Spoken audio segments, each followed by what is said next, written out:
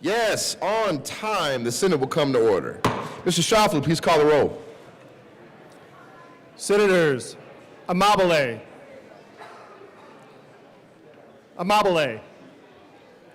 Baisley, Ball, Bridges, Bright, Carson, Catlin,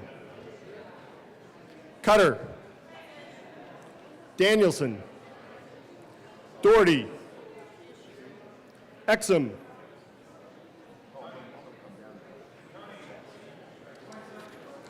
Frizzell, Gonzalez, Hendrickson, Judah,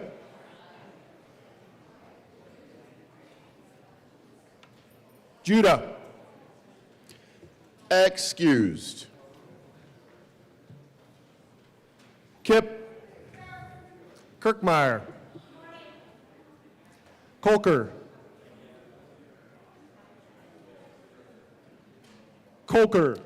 Excused. Liston, Lundin, Marchman, Michelson Janae, Mullica, Belton B, Belton R, Rich, Roberts, Rodriguez, Simpson, Snyder, Sullivan, Weissman, Winter,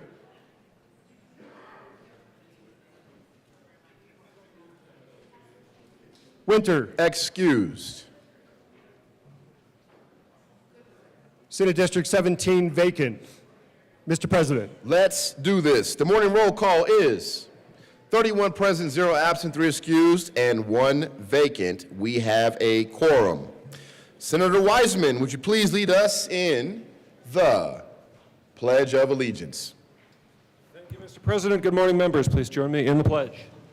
I pledge allegiance to the flag of the United States of America and to the republic for which it stands, one nation, under God, indivisible, with liberty and justice for all. Approval of the journal. Senator Baisley. Good morning, Mr. President. Good morning. Mr. President, I move that the Senate Journal of March 5th, 2025 be approved as corrected by the Secretary. You've heard the motion. All those in favor say aye. Aye. Opposed, no. No. Yet and still, the ayes have it, and that motion is adopted. Senate Services.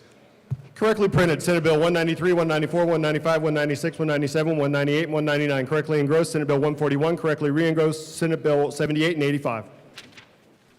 Committee reports.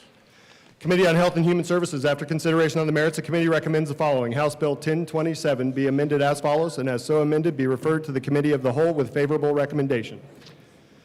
Committee on Agriculture and Natural Resources, after consideration on the merits, the committee recommends the following. House Bill 1009 be amended as follows, and as so amended, be referred to the Committee of the Whole with favorable recommendation.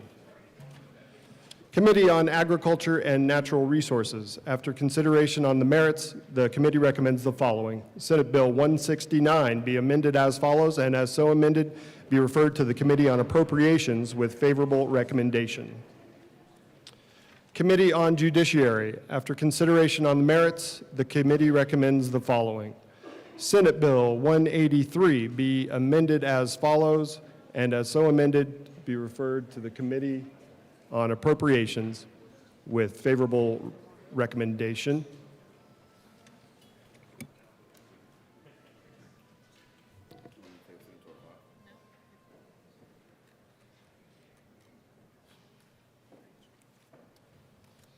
Committee on Transportation and Energy. After consideration on the merits, the committee recommends the following. Senate Bill 11 be amended as follows, and as so amended, be referred to the Committee on Finance with favorable recommendation. Committee on Transportation and Energy. After consideration on the merits, the committee recommends the following. Senate Bill 162 be amended as follows, and as so amended, be referred to the Committee on Appropriations with favorable recommendation. Committee on Transportation and Energy. After consideration on the merits, the committee recommends the following. Senate Bill 137 be postponed indefinitely. Committee on Transportation and Energy, after consideration on the merits, the committee recommends the following. Senate Bill 161 be amended as follows, and as so amended, be referred to the Committee on Appropriations with favorable recommendation. Majority Leader Rodriguez. Thank you, Mr. President. I move that we proceed out of order for moments of personal privilege. You've heard the motion. All those in favor say aye. Opposed, no. The ayes have it. The Senate will proceed out of order for moments of personal privilege. Senator Amabile. Thank you, Mr. President. I ask for a moment of personal privilege. Granted. Oh.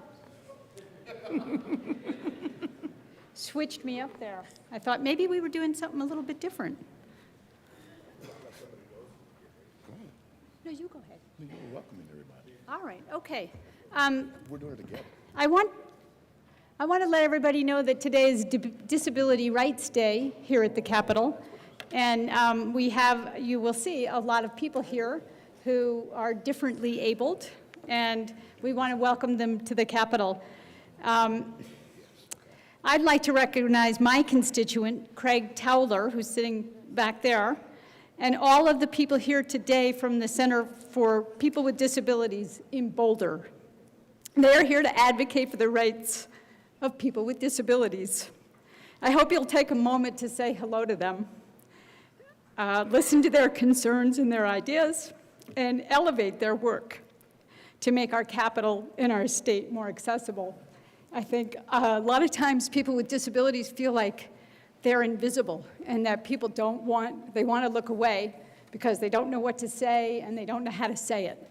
And I hope that we can all move past that because everybody has a right to be visible. So thank you, and thank you for being here.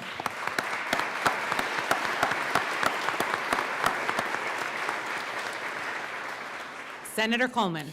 Thank you, Madam President. I request a moment of personal privilege. Granted. Thank you, Madam President. Members, I have a tribute. The Senate of the Colorado Legislature, convening the first regular session of the 75th General Assembly, hereby extends our warmest congratulations and commendations to the Arc of Colorado. Today, we celebrate Disability Rights Advocacy Day. The Arc of Colorado honors the rights of Coloradans with disabilities, ensuring full inclusion and participation in our communities. A Colorado for all means creating a state where everyone, regardless of ability, can thrive. This requires understanding and addressing the systemic barriers preventing Coloradans with disabilities from experiencing equity and independence. Over 625,000 Coloradans live with disabilities. That number is growing.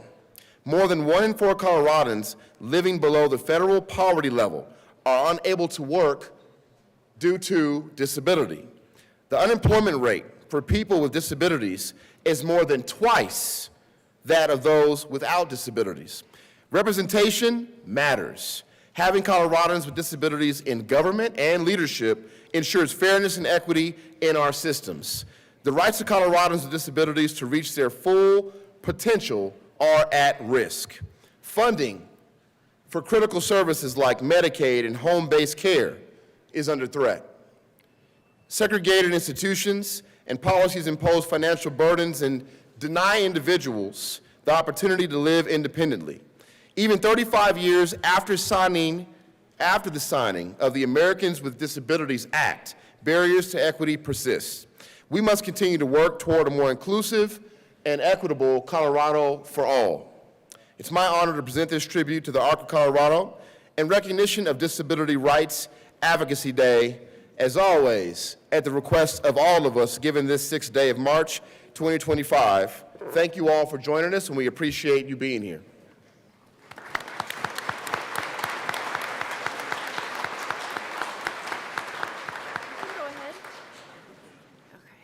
Senator Danielson.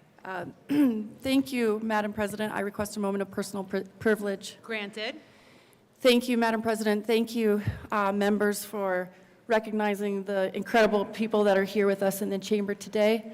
It's good to be here with you, and one of the sponsors of Disability Rights Advocacy Day, DRAD, welcome guests. I have a quick remark, but before I say that, I wanted to thank Mr. President for the tribute. I don't know where he went, but. Right here. Oh, where he should be. I think that it's so incredibly important to have you coming to the Capitol, advocating in your communities, but it's also really important for those of us in this chamber to remember, if you're not a member of the disabled community, the disabled rights community, if you're an able-bodied person, that we have a real duty here to do right by those who deserve access just the same as anybody else. For example, we're welcoming people into the Senate chamber 35 years after the ADA was made the law of the land, and yet it's not accessible. So I think it's symbolic of the work that we have to do in this building if my friends who use chairs or walkers or have barriers to walking couldn't stand at that podium that Mr. President stands at because they can't get up there. We just got to remember that it's a daily duty when we get in this building to do what we need to do on behalf of this community, because it's an incredible community. As part of DRAD, I'm honored to have guests with me on the Senate floor from the Arc of Jefferson, Clear Creek, and Gilpin counties. These organizations work to foster respect and access, empowering individuals with IDD to achieve their dreams. They're part of a powerful movement to make the policy changes that people with disabilities need to thrive in Colorado. Individuals with disabilities have the knowledge, experience, and ideas to drive much-needed policy changes, and the determination to do whatever it takes to make those changes a reality. And one quick addition would be, I know it's ARC that we're honoring, but another group here, ADAPT, Atlantis ADAPT, says, "Nothing about us without us." Thank you all so much for your time today and for being here.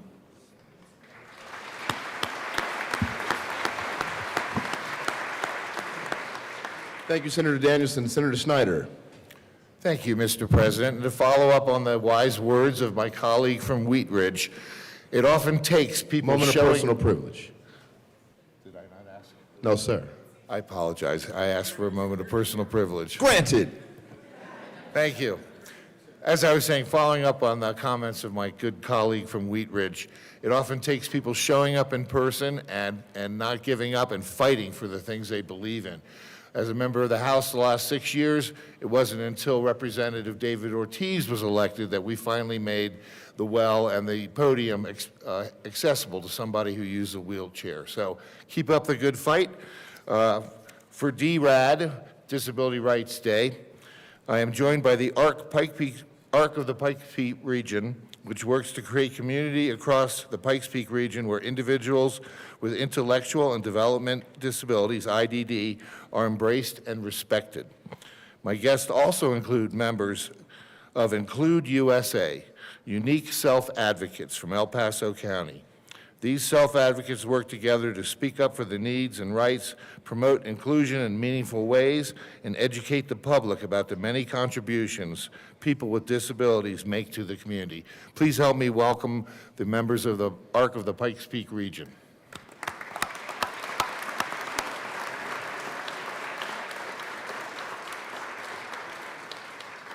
Thank you, Senator Snyder. Senator, Mr. Schaffler, please add Senator Winter to the roll.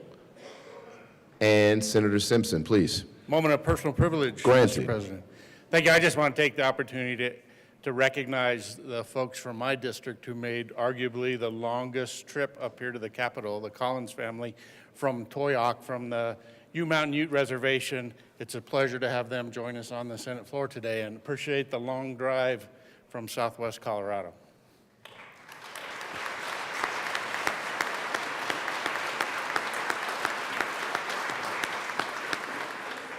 Thank you all for being here.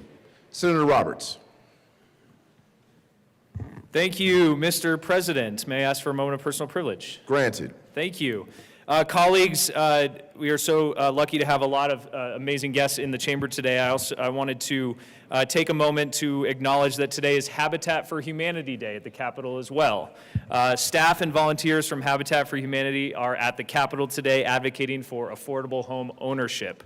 With 23 Habitat for Humanity affiliates building for sale affordable housing in 45 Colorado communities, they are a trusted partner in our work on addressing the affordable housing crisis in Colorado.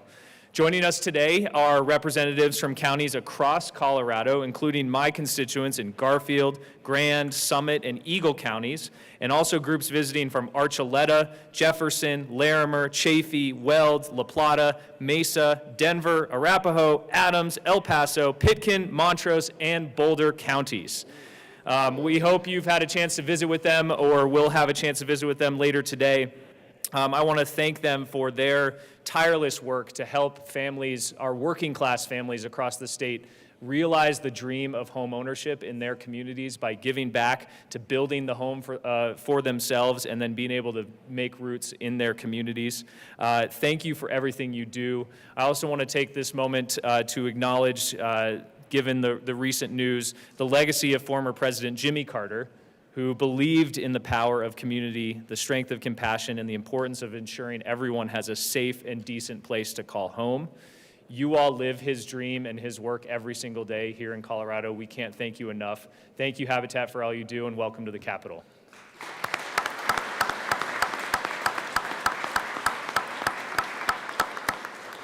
Welcome to the Senate, and thank you, Senator Roberts, for having what might be the most counties represented in your district. No? All right. Senator Pelton B. Thank you, Mr. President. I ask for a moment of personal privilege. Granted. Thank you. I just want to convey my thanks to Habitat for Humanity. Also, being a master electrician, I got to actually volunteer time when I was up at Basalt and actually work on some of the Habitat for Humanity projects up there. So thank you for being here. I really rather enjoyed that. It was the best couple of weeks that I got to spend wiring a house, so I really appreciate you guys. Thank you so much.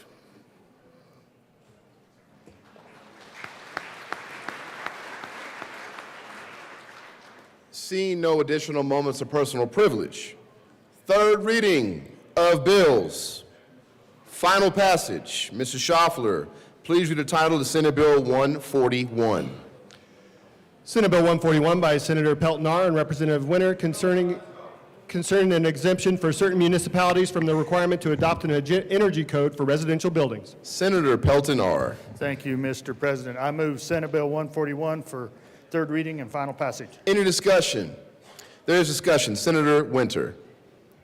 Thank you, Mr. President. While well-intentioned, 141 I urge a no vote on 141 because this reduces our energy codes. We've talked a lot about rural communities and the weather they have to face, and I don't think it's fair to those residents to reduce the energy codes and make their homes, their houses, less energy efficient.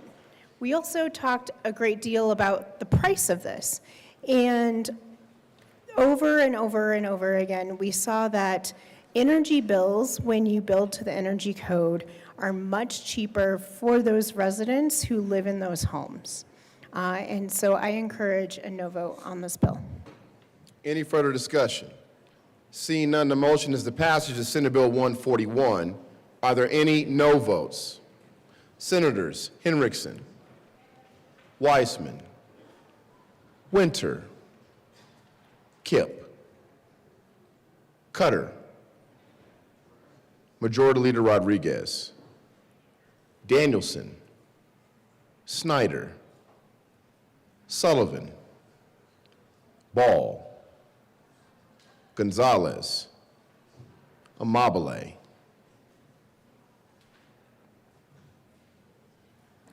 Marchman,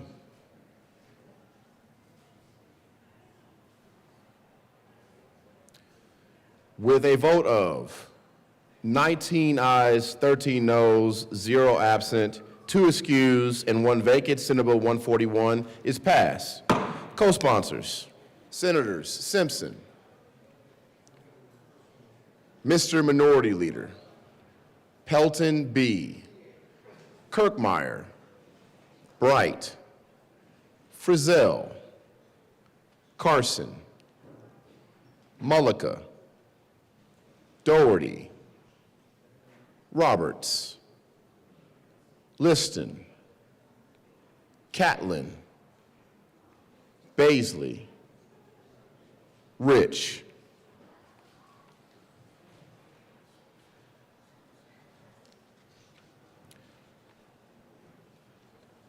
Mr. Schaffler, please add Senator Kolker to the roll. And please add Senator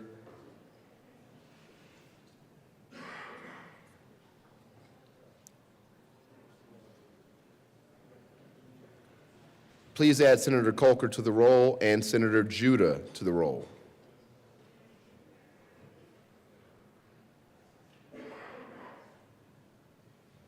Second reading of bills, general orders. Second reading of bills, consent calendar. Senator Henriksen. Thank you, Mr. President. I move the Senate resolve itself in the Committee of the Whole for consideration of general orders, second reading of bills, consent calendar. You've heard the motion. All those in favor say aye. Opposed, no. The motion is adopted. The Senate will resolve itself in Committee of the Whole for consideration of general orders, second reading of bills, consent calendar, and Senator Henriksen will take the chair.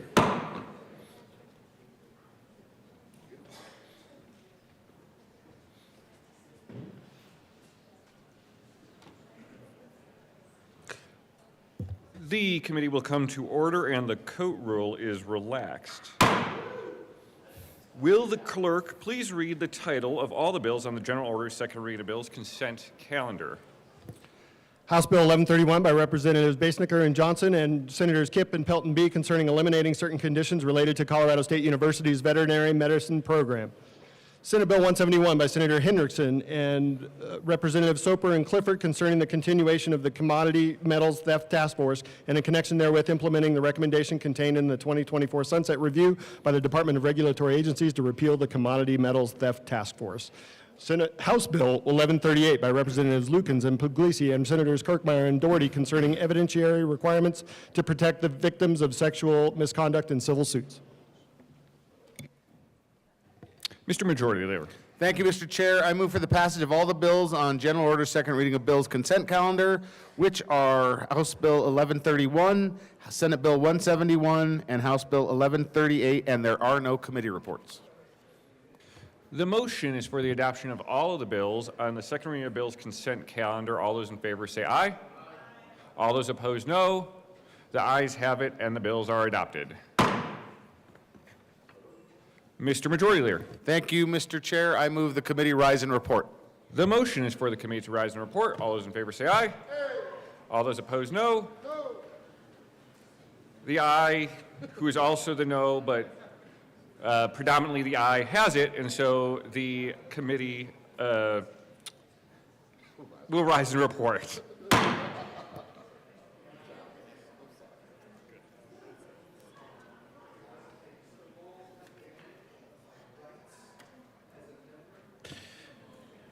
Senate will come to order. Senator Henriksen. Thank you, Mr. President. Your Committee of the Whole has met and had a number of bills under consideration under General Order, second reading of bills consent calendar. Mr. Schaffler, will you please read the report? March 6, 2025. Mr. President, your Committee of the Whole begs leave to report has had under consideration the following attached bills, being the second reading thereof, and makes the following recommendations thereon. Senate Bill 171, passed on second reading and ordered engrossed and placed on the calendar for third reading and final passage. House Bill 1131, House Bill 1138, passed on second reading and ordered revised and placed on the calendar for third reading and final passage. Senator Henriksen. Thank you, Mr. President. I move for the adoption of the report. The motion is the adoption of the Committee of the Whole report. Are there any no votes? With a vote of 34 ayes, 0 noes, 0 absent, 0 excused, and 1 vacant, the Committee of the Whole report is adopted.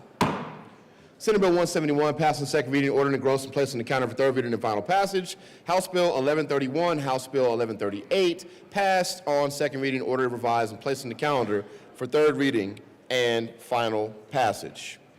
General orders, second reading of bills. Senator Henriksen. Senator Henriksen.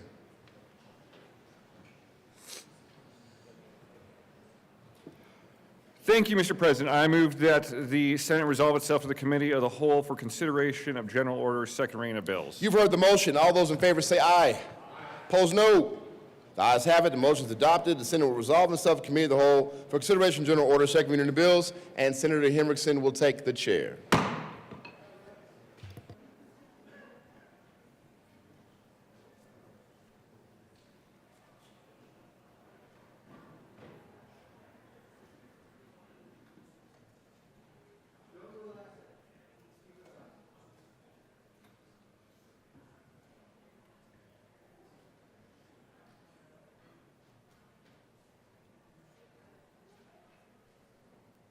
The committee will come to order and the coat rule is relaxed.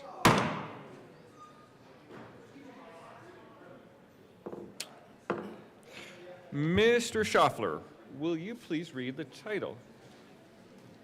Mr. Schaffler, will you please read the title to Senate Bill 128? Senate Bill 128 by Senators Pelton B. and Roberts and Representatives McCormick and Winter concerning repealing certain provisions that prohibit an employer from interfering with an agricultural employee's access to service providers, and in connection therewith repealing provisions that prohibit an employer from interfering with an agricultural employee's access to service providers on private land. Senator Roberts. Thank you, Mr. Chair. I move Senate Bill 128 and the Agriculture and Natural Resources Committee report. To the committee report. Thank you, Mr. Chair. In the committee, we adopted an amendment that restored some of the provisions of the original statute that were proposed to be struck by the introduced version of the bill and made some modifications as the result of some conversations and stakeholding on the bill. And I will ask for an aye vote before we get into more discussion, as that largely becomes the bill itself. Seeing no further discussion on the Ag and Natural Resources Committee report, the motion is the adoption of the committee report. All those in favor say aye. Aye. All those opposed, no. The ayes have it, and the committee report is adopted. To the bill. Oh, there is an amendment at the desk. Mr. Schaffler, will you please read L004? Amendment L004, amend the Agriculture and Natural Resources Committee report dated February 27, Senator 2025. Roberts. Thank you, Mr. Chair. I move L004. To the amendment. Thank you, Mr. Chair. This amendment is the result of more conversations that happened after the committee hearing. It does a few things. First, it restores subsection A of the applicable statute to its entirety, which protects an employee's access to key service providers at their housing, whether that housing is permanent or temporary for range workers or other types of employees. So that's what the first part of the amendment does, is restores that exactly back to where it has been in statute. The next part ensures that key service providers can still have access to employees through remote channels like Zoom or telephone while that employee is on the employer's property. And then the last part is some very clear language that access to property can be provided at any time in the time of an emergency. And with that, I'd ask for an aye vote on L004.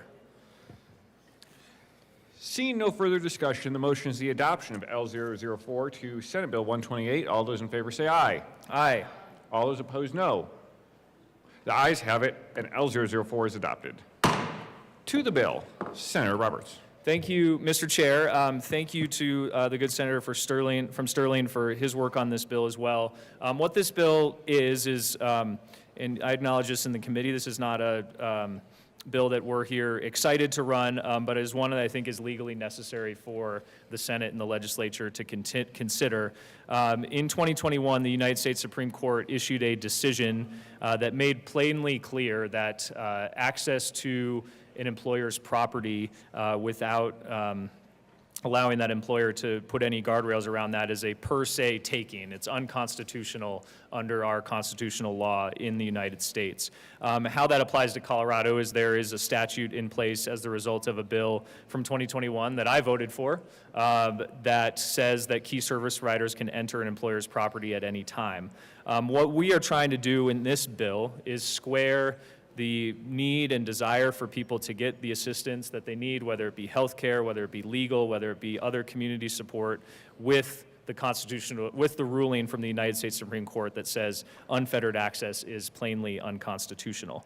As you've seen from some of the amendments, we have been in deep negotiations with folks in the ag industry, as well as people who represent workers, and many others, to arrive at a very carefully targeted approach to fixing the constitutional problems that our state law has.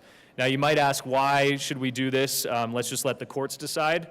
I think that's risky for workers and for producers in Colorado, because as we saw with the Cedar Point case of itself, which is the Supreme Court case we're talking about, that case went up to the Supreme Court on a very narrow, specific question, and the ruling came back much more broad. And that is what could happen if we allowed this situation to go through the Colorado court system, is we could see a ruling from our Supreme Court that is much more broad than anybody needs or wants right now. And it could be worse for workers than passing this bill.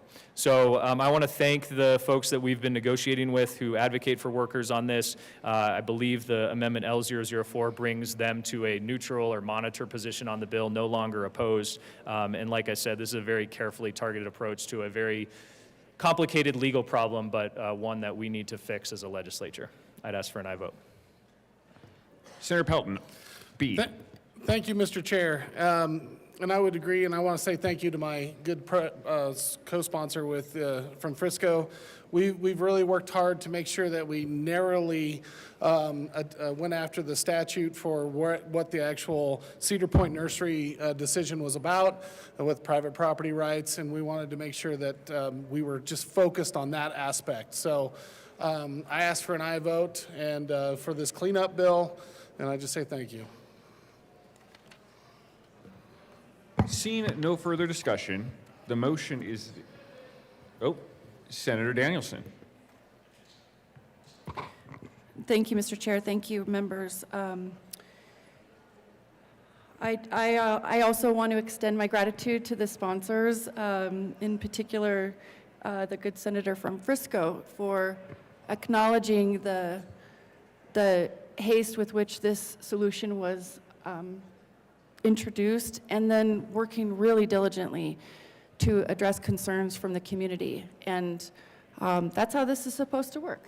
So I wanted to extend my gratitude on the record to the sponsors and to the work that we did in committee. My concern with the measure is based in the need to protect really vulnerable people right now more than ever. The workforce that powers the agricultural industry is the reason we had to pass the first bill in 2021 to provide some basic protections for these workers: minimum wage, overtime, protection from retaliation, and access to key service providers. The purpose of the provision that we wrote into the original law was that these folks often live where they work and they don't have transportation, and given the industry, have a really demanding schedule that doesn't allow for time off, paid leave, that kind of thing. So acknowledging the constitutional concerns, but balancing the needs of the workers was a difficult thing to do. I still feel strongly that we have an obligation to these workers that we need to follow through with the original intent of the bill.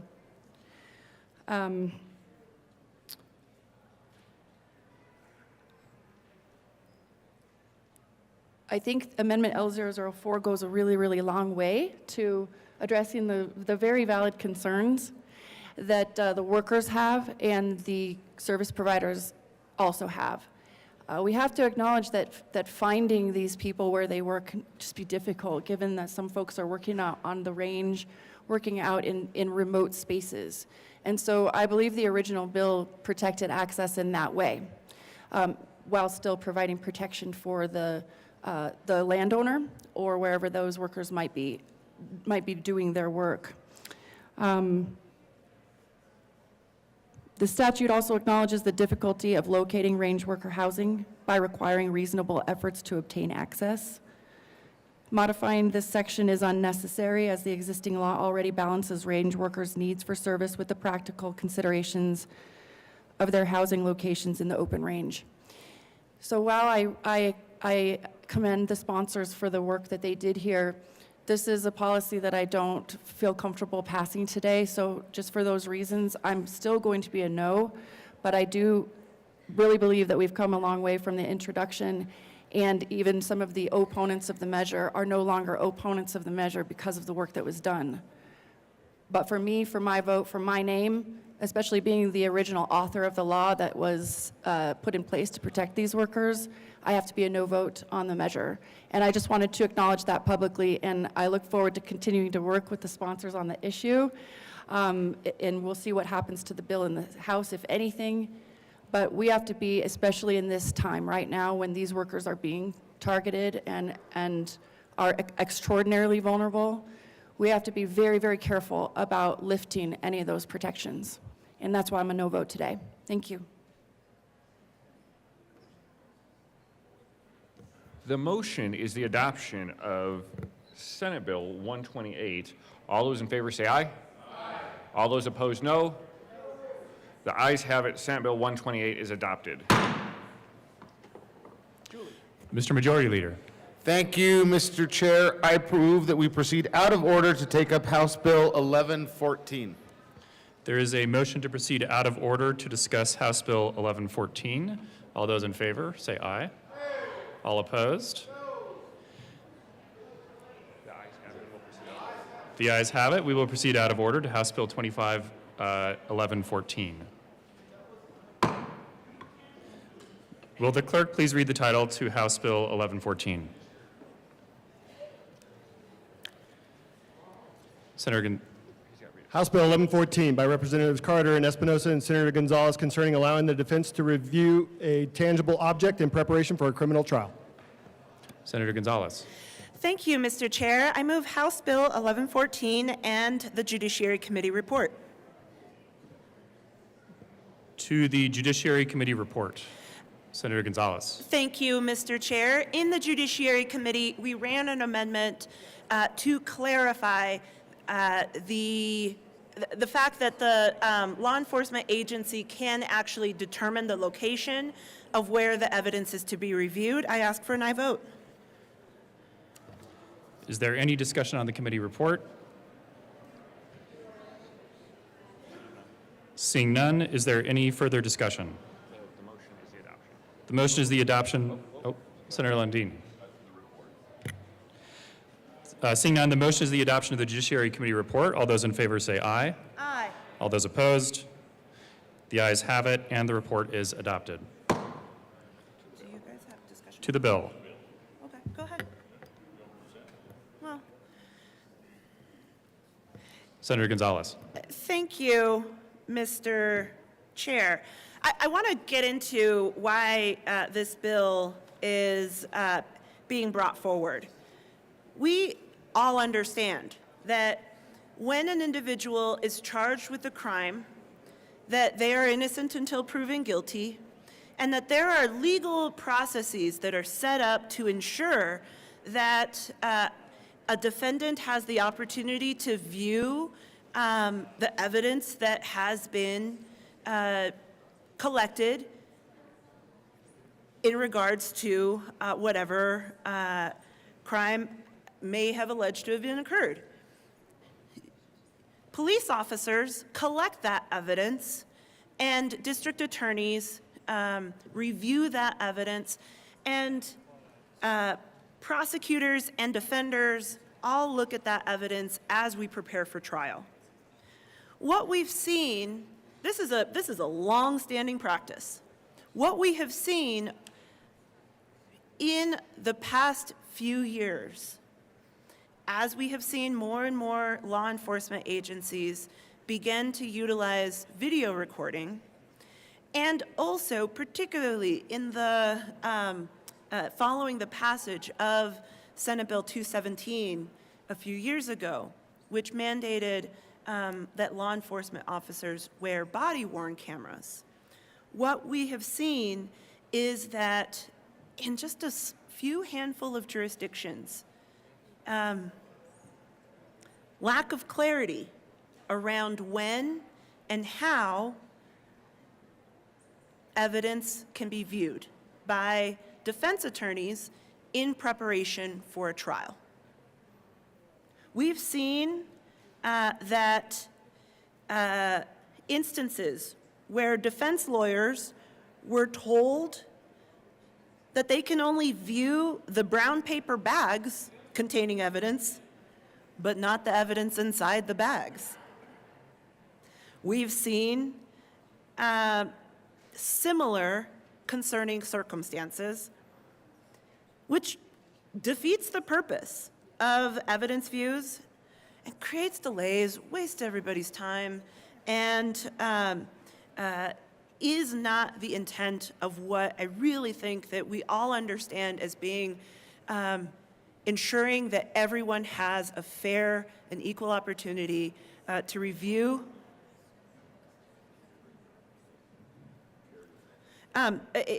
We want to make sure that everyone has the opportunity to view the evidence in a fair way.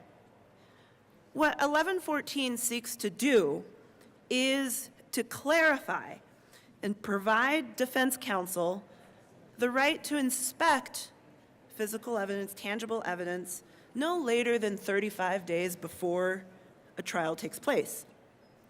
There's clarity for both prosecutors and defense attorneys to request court orders to ensure that there is fairness in the evidence viewing process, and then ensures that if a lawyer is reviewing a piece of evidence, that they have the opportunity, and if they're talking about that with either their client or with a colleague in preparation for trial, that recording doesn't then become itself a piece of evidence that then the prosecution, or the other side, I guess I should say, would then also be able to review, right? I think of it as being work product. And so the language in this bill has been deeply stakeholdered with law enforcement agencies, with prosecutors, and with defense attorneys to result in the thoughtfully and hopefully neutrally, nonpartisan, non-one side or the other bill that you now see before you.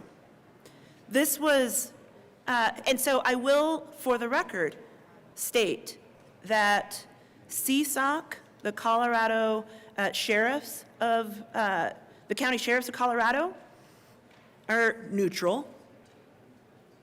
The District Attorney's Council of the state of Colorado, also neutral. We want to ensure that there is clarity for all parties, for all sides. And so I ask for an aye vote on this bill. Sounds like there's going to be a little bit of discussion, so I look forward to that as well. Thank you. Is there any further discussion? Senator Rich. Thank you, Mr. Chair. And I do appreciate that some of the worst parts of this bill got amended because I was concerned about that. But I am concerned once again about the fiscal note. I don't know how many times I've come up here to talk about the departmental differences, but here we go again. On page 3, the Department of Public Safety estimates that the bill requires $514,318 from the general fund and 1 FTE in fiscal year 25-26, and then $57,648 from the general fund and another FTE in fiscal year 26 and 27 and beyond. I don't know why these continue to happen this way, and these bills are not looked at in appropriations, but I do appreciate that you improved the bill, not to my satisfaction, but I do appreciate that you approved it. But with this departmental difference, I continue to be a no. Thank you. Senator Gonzalez. Thank you, Mr. Chair. And thank you to the good senator from Grand Junction for raising the question and concern, because I do want to speak very directly to it. I think we are all aware that CBI, the Colorado Bureau of Investigations, does handle a tremendous amount of information and evidence. I think the recent challenges that certainly the department has experienced as it pertains to the backlog of rape kits, I think demonstrates, right, the amount of evidence that they receive. Initially, when the bill was first introduced, the Bureau of Investigations and the Department of Public Safety were concerned because they don't traditionally have an evidence viewing area, but following conversations, and I invite you to chat with the legislative liaison from the department as well about this. What we have done, and particularly I'll point you to L7, which we ran in committee as well, that instead of what they were asking for is like, hey, look, and this is why there was a departmental difference within the fiscal note, was that they were like, we're going to have to go and construct a space for there to be evidence viewing, but across the board, this plays out in jails, I'm sorry, not in jails, in sheriff's departments, in law enforcement agencies across the state, where basically the law enforcement officers tell the defense attorneys, tell the prosecutors where that evidence will be viewed. And so if that might be in a conference room, if that might be in the evidence room, if that might be in a hallway, the law enforcement agencies are the ones who make that determination and that decision, which is why the fiscal analyst did not include the potential costs that the department had initially requested in their estimation of the actual fiscal note. Following the conversations that we've had with the department, the ledge liaison, and I think particularly, it's why we ran L7 to ensure, hey, look, the law enforcement agency is where, the law enforcement agency is allowed to designate the location where that evidence is viewed. I hope that we all can agree that that shouldn't then require the Bureau of the Colorado Bureau of Investigation and CSP offices to like create another conference room or anything like that. Appreciate the flag, Senator, always, and appreciate the discussion. I renew my ask for an aye vote. Senator Carson. Thank you, Mr. Chairman. The senator from Grand Junction really put a finger on the problem with this bill. It's clearly an unfunded mandate for the localities, at least $500,000. We heard testimony from the State Patrol. They were neutral on the bill, but I think it was pretty clear that there's going to have to be a lot of changes as a result of this bill. I don't see the bill being necessary. I think this type of thing should be left up to the local law enforcement, prosecutors, district attorneys' offices. To mandate all of this from the state level is unnecessary, and the cost is certainly there. So I rise in opposition to the bill. Thank you. Senator Frizzell. Thank you, Mr. Chair. Members, I rise in opposition to this bill as well, and I do want to acknowledge the work that has been done to improve the bill. However, I guess I would contend that this is really a matter for local government. This is a matter for local law enforcement. And once again, we here in the state capitol in Denver are legislating for the entire state, for small governments, large governments, where we really don't need to be doing that. I do appreciate the bill sponsor's response to the departmental difference in the fiscal note. It is extraordinary and once again disappointing to be having to speak to departmental differences from this well, because this has become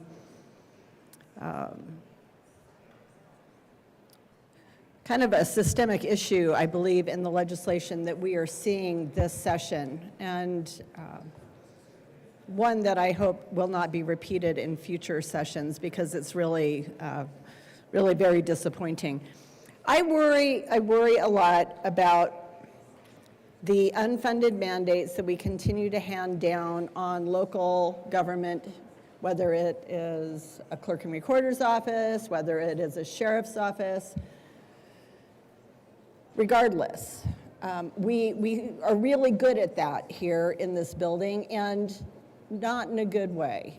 So we need to step back and make sure that we fully understand the impact of the legislation that we are passing, that we are voting on, that we are reading, read between the lines, because unfortunately, that is not ever really clear in a fiscal note. Fiscal notes don't apply to those smaller government entities, and that's not okay in my opinion, but that's just me. I really, really want to make sure that we understand what we're voting on here today, that we are once again overreaching state authority over local governments, and I would urge you to vote no on this bill. Senator Gonzalez. You can clean up after him. Senator Lundin. Thank you very much, Mr. Chair. Thank you to the bill sponsor for bringing this. This is one of those nuanced, challenging moments where we create what we hope will happen, and in human nature being what human nature is, we find it's not quite working out the way we expected. So the bill comes because there is a need for greater specification, greater prescriptions about how evidence is made available by local law enforcement to the defenders as they're adjudicating justice. So the problem is it's not being done thoroughly, uniformly, in a way that everyone wants it to be done. So comes a state specification, a prescription that is very detailed in how you may and may not do this. It gets down to the level of detail about whether or not law enforcement body cameras may be on in the presence of the viewing of the evidence under consideration. So the idea that an ad hoc viewing area in a hallway will be adequate, I reject out of hand. And that has been the argument for the fact that this departmental difference is unnecessary. The argument is, well, they can do it the way they want in the presence of what they have, and it can be informal in nature. I say the entire point of the bill is to make it more formal, to make it more prescriptive, to make it more contained and confined inside specifications. So, whether it happens today, perhaps not, or tomorrow, perhaps not, but at some point and soon, over time, the objection will be, they're doing it wrong again. We really, truly do need a specific viewing area that is designated in every jurisdiction, in every potential place. And so my primary argument is, over time, what will come to roost is exactly what the department has said. The Department of Public Safety says, look, we need $500,000 and some additional manpower, people power, person power, to do what this bill will require of us. The argument is, no, we can do it informally.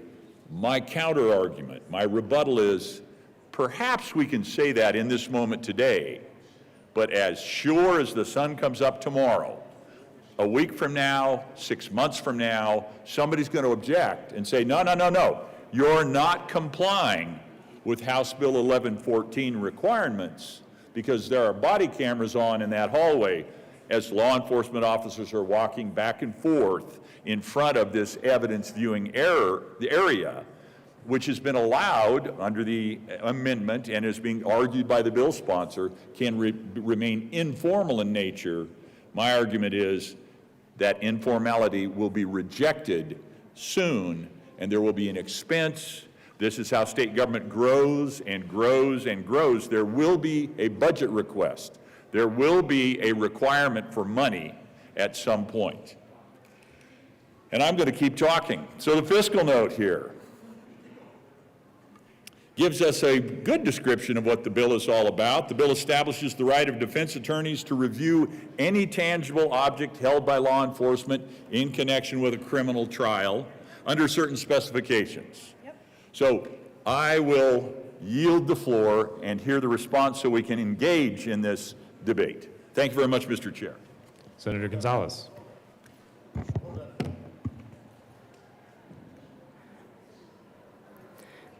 I get what's happening here. I get what's happening here. My colleagues on the other side of the aisle want to kick up a lot of dust around the fact that there is a departmental difference which is reflected in the fiscal note. Okay. But let's actually read what the departmental difference says. CDPS estimates that the bill requires $514,318 of general fund and 1 FTE in FY 25-26, so on and so forth, which includes staff costs and estimated cost of $10,000 per location to construct space that will allow for defense review in 2 regional offices of the CBI and 43 CSP offices, based on the assumption that the CBI has collected more evidence in recent years as a result of increased staff provided by the budget decision items, and that certain CSP offices are not configured for evidence review or public access. But then the second paragraph actually matters. Y'all want to go into fiscal notes? Let's get into it. Based on feedback received from the DAs, the public defenders, and current law that requires law enforcement agencies to make evidence available to defense attorneys through prosecutors, the fiscal note assumes that the CBI and the CSP can make evidence available to defense attorneys using the same procedures that they make evidence available to prosecutors. Therefore, the fiscal note does not include these costs. A. B. We heard testimony in committee from an allegedly neutral, not State Patrol, as was just referenced by the senator from Highlands Ranch. It wasn't State Patrol. That was a local chief of police who offered some allegedly neutral, but still, my estimation, salty testimony. But guess what? Go to the state lobby page with the Colorado Secretary of State, and the chiefs across the state are neutral as of February 27th. So too are the sheriffs. So too are the DAs. So it makes me question, at the end of the day, is the opposition to this bill really just because it says the word defense review in the title of the bill? Because if that's the question, let's have that conversation. Because the Constitution dictates, our rules of procedure in our courts dictate fairness in being able to review this evidence in preparation for a trial.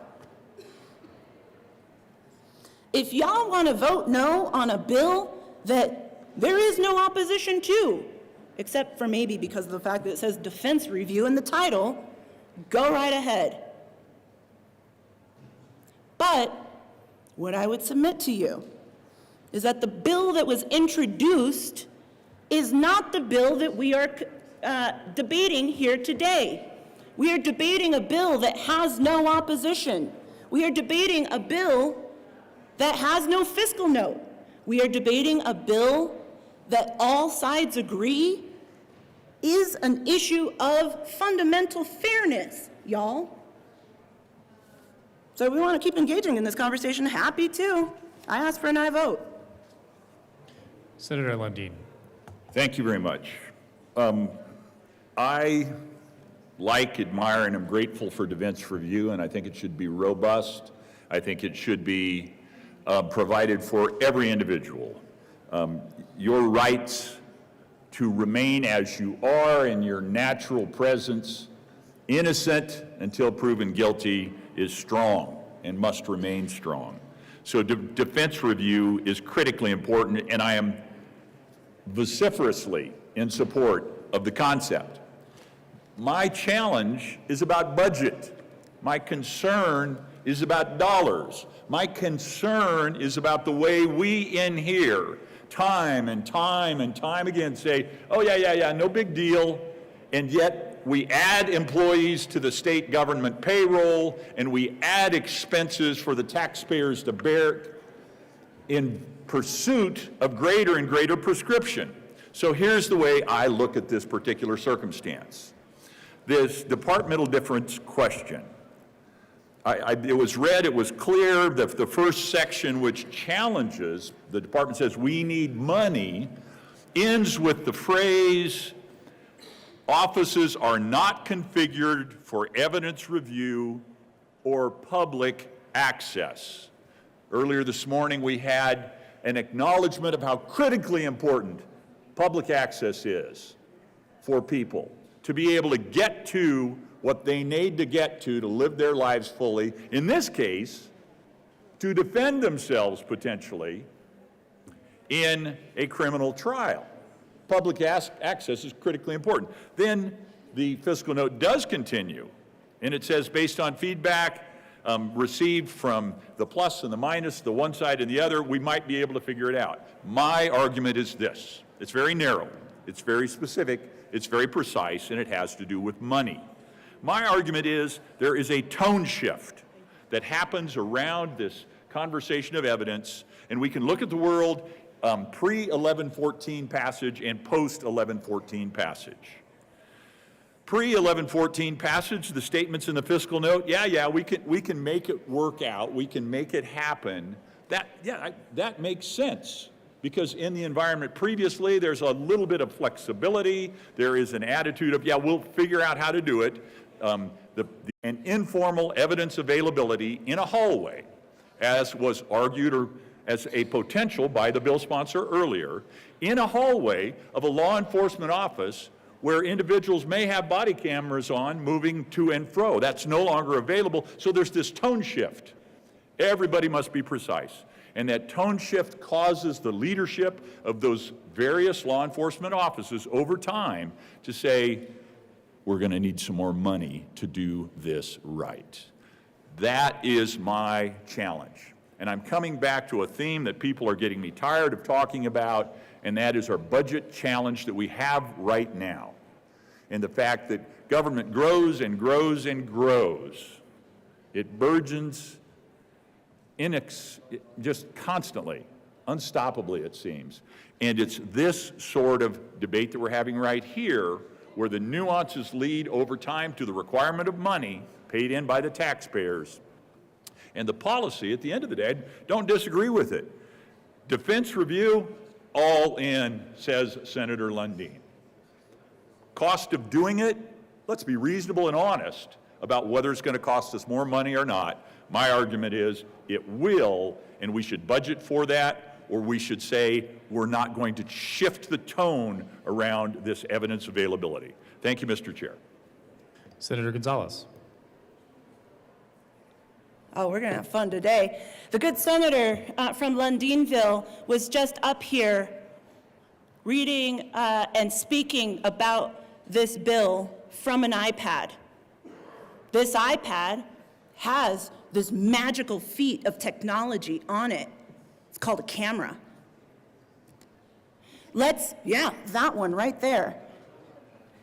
Now, we can argue about whether or not there would be additional costs to install for the first time the cameras that we are looking, that the folks who are watching this online are able to view us with. There might be a cost to that. But it's not going to come because of 1114 or not. You know why? Because one, Senate Bill 217 already clarifies that body cam should be worn. That cost was taken into consideration back in 2020. That's already existing law. Two, there is language in this bill, 1114, that body cam evidence should not be utilized in the evidence viewing of in an evidence viewing by either side in preparation for jury trial. So much does that matter that if body cams get used, guess what? DAs move to oppose. Why? Because if I'm wearing a body camera here and I want to listen to what the good senator from Lundeenville is talking about with the good senator from Centennial, I, wearing my body camera, could walk over and then pick up that conversation. But if I was using the Colorado camera, that evidence, that sound, would not be captured. Why does this matter? Because DAs and prosecutors should have the ability to, I don't know, not just look at a paper bag, but to actually review the evidence as they're thinking through preparation for trial. Now,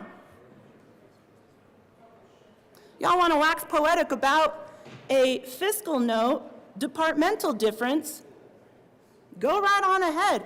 But the legislative liaison for the Colorado Department of Public Safety is literally standing outside right now and will tell you that following the adoption of L7 and following the adoption of amendments that were put on in the House, their fiscal note departmental difference goes to 0. I would expect a 35-0 vote on this bill tomorrow. And if there's not one, I want to understand why not. Because if it's not 35-0 tomorrow when we take up third reading on this bill, I have nothing left to ponder about the fact that opposition to this bill is really just because it says the word defense in the title. I renew for the third time my request for an aye vote on this bill. Thank you, Mr. Chair. Is there any further discussion? Senator Lundeen. Thank you, Mr. Chair. I rise in support of defense review. I vote in opposition to expanding expenses without keeping an eyeball on exactly how it happens day after day, week after week, year after year. Is there any further discussion? Seeing none, the motion before the body is the adoption of House Bill 1114. All those in favor say aye. Aye. All those opposed, no. No. The ayes have it, and the bill is adopted.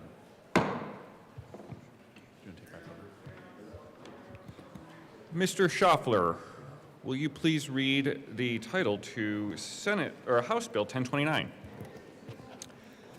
House Bill 1029 by Representative Basnicker and Senator Kipp concerning the scope of municipal authority over land that a municipality acquires that is outside its municipal limits.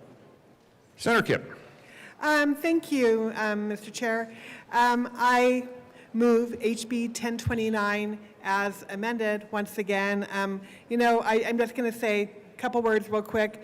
Cities currently already have to adhere and use rules about their parks outside of city boundaries, and under existing statute, adding natural areas and open space, whether open or closed to the public, does not change the current legal requirement to follow county land use rules and jurisdictions. I think, I understand that there are some folks who have an issue with this bill.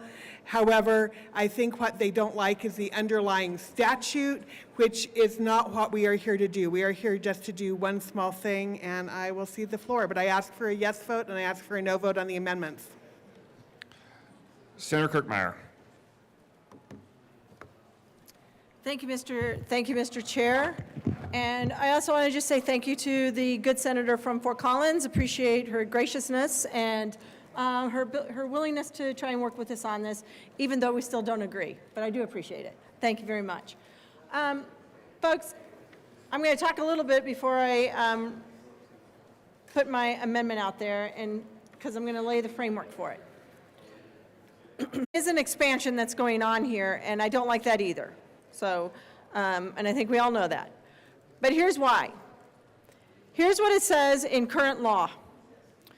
That the city and county has full police power and jurisdiction and full municipal control and full power and authority in the management, control, improvement, and maintenance of and over any such lands that it acquires. You know, I don't necessarily have an issue with that portion of statute. Because yeah, if anyone, whether it's a government or an individual, were to go out and buy land, they should have the authority over the management, control, and improvement and maintenance of those lands. Not trying to interfere with that at all. Don't have an issue with that.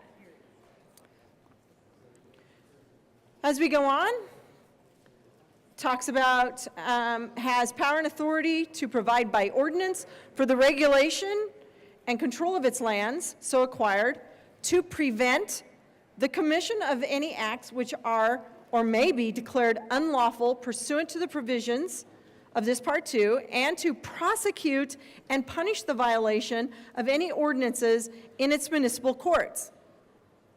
Okay, I do have issue over that. I don't have issue. If they're within their own municipal boundaries, absolutely. They have the ability to prevent the commission of any acts which are declared unlawful. Absolutely, they should be able to prosecute and punish the violation of any ordinances in its own municipal courts.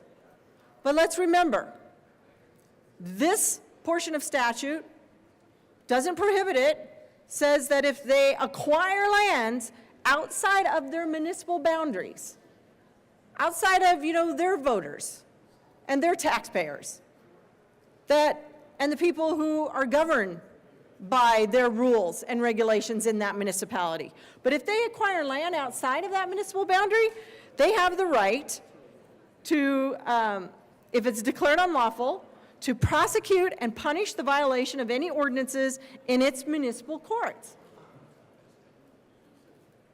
I don't agree with that. And this is all about parks. And we're adding in open space and natural areas. That's the expansion. I want you to think about what open space is. And even though it's underneath these statutes for the city's control of park grounds, and it would still be considered essentially under this statute and park grounds, so anything that is put on parks grounds within this statute would still extend to open space and natural areas. But I just want you to start thinking about, do you know where all the municipal boundaries are? Do you know where those stop? Do you know where it's county or another municipality? Does anybody really truly know that? I mean, I have a pretty good idea of it in Weld County because, gosh, I looked at annexation maps and looked at land use maps, and I know where those 31 municipalities are generally located. But I will tell you, just a mile south of where I live is an intersection. The north half of the intersection is in Weld County. The south half of the intersection is in Adams County. The northwest corner is in the city of North Glen. The roadway itself, half of it, the south half, has been annexed by the city of Thornton. And that would be the south half of the roadway. And let's see, I think that's it. I think we just have 4 jurisdictions there. I'm trying to think if Brighton has entered into this, but I don't think they've annexed there, but they'd like to. But they've got pipelines, and they have control, because of intergovernmental agreements worked out between Adams, Weld, and Brighton, they have control of certain portions of the roadway at that intersection. So when an accident occurs there, and this intersection, by the way, is at County Line and Colorado Boulevard. So it's not like it isn't a fairly busy intersection. Oh, and then there's railroad right-of-way in there too, by the way. So when an accident occurs there, it's not clear whose jurisdiction it is. But South Metro Fire, is that South Metro? No, I'm sorry, North Metro Fire has their training facility within a half mile of this. The Brighton Fire District has jurisdiction on the south half of the county line. So they've got jurisdiction, I'm sorry, they actually have jurisdiction that comes up in on both sides. And then there is Mountain View Fire, who has jurisdiction as well. So when an accident happens there, gosh, nobody really knows who's supposed to be attending it. So everybody shows up. Unless, of course, you put in things like intergovernmental agreements or mutual aid agreements, and you talk about who's going to have jurisdiction there. But if you don't do that, everybody shows up. So again, I kind of diverted there, but again, I just don't agree with this part where on lands they acquire, not even annex. This is lands that they have acquired. If they've annexed it, it's under their purview. They should go prosecute and punish violations of any ordinances in their own municipal court. But when they've just acquired the land, we now have, and if my amendment doesn't go through, they would have control over that, and we would have some issues with jurisdiction. Who's truly in charge? Is it the other municipality if they acquired land in a municipality? Is it the county if they acquired land in the unincorporated part of the county? And I think this kind of goes to the heart of why we're here in the first place. But again, jurisdictional issues that should be worked out prior to acquiring that land. Then the statute goes on to say that the municipality would have like power and jurisdiction. So that means like power as already addressed in this statute about full police power and jurisdiction and full control and the ability to prevent the commission of an act which may or may not be declared, which are or may be declared unlawful, and then prosecute and punish the violation in any ordinance in a municipal court. But in this case, they would have like power and jurisdiction, this is in law, to prevent pollution of the water in all reservoirs, streams, and pipes, which may be included in any such park. Now, they did amend, and they took out open space and natural areas, but it doesn't truly matter because we're still in the statute that says control over parks. So it will be assumed, at least according to the City of Fort Collins attorney, it would be assumed that the open space and natural area would be governed as if it was a park because it's in this area. So anything that applies to a park in this area also would apply to their open space and natural lands and natural areas. So they would have authority over to prevent pollution as far away as 10 miles above the point from which that water is diverted. The reservoir, the streams, and the pipes. 10 miles away. And then it goes on to say they also have authority, power, like power and jurisdiction again. So they're getting jurisdictions on lands they acquired, not lands that they have annexed, lands that they are acquiring, that they're going out and buying, that they would have like power and jurisdiction to regulate and prevent the erection, construction, and maintenance within 300 feet of these lands, whether it's a park, open space, or natural area, on a road, of any advertisement or any billboard. You know, that one doesn't really bother me too much because I don't like to see all the billboards up. But again, extraterritorial jurisdiction on lands they acquired. These aren't even lands that they're annexing. These are lands that they're acquiring. They would get this kind of extraterritorial jurisdiction. It goes on further to say, and here's a big, huge concern for me, is, and should be for everyone, is that they would have like power and jurisdiction again over the use of any public roads that are running over, through, or between such lands, and any public roads between any such park or open land, open space, and natural areas, and its municipal boundaries. So any road between, so if they have a hodgepodge where they have bought a park, acquired some land for parks or for open space, they've acquired in one area, and there's a hodgepodge, and it's not contiguous to their municipal boundaries, and then they go buy more land. They go buy another open space area or a natural area. And let's say it's 3 miles away. Or let's say, in the case of the city and county of Denver, I don't know, how far is Bergen Park away from the city and county of Denver? Tens, hundreds of miles. I mean, I'm not going to say 100. I don't know how far it is. But let's just say 50 miles away, which they could do and which has happened.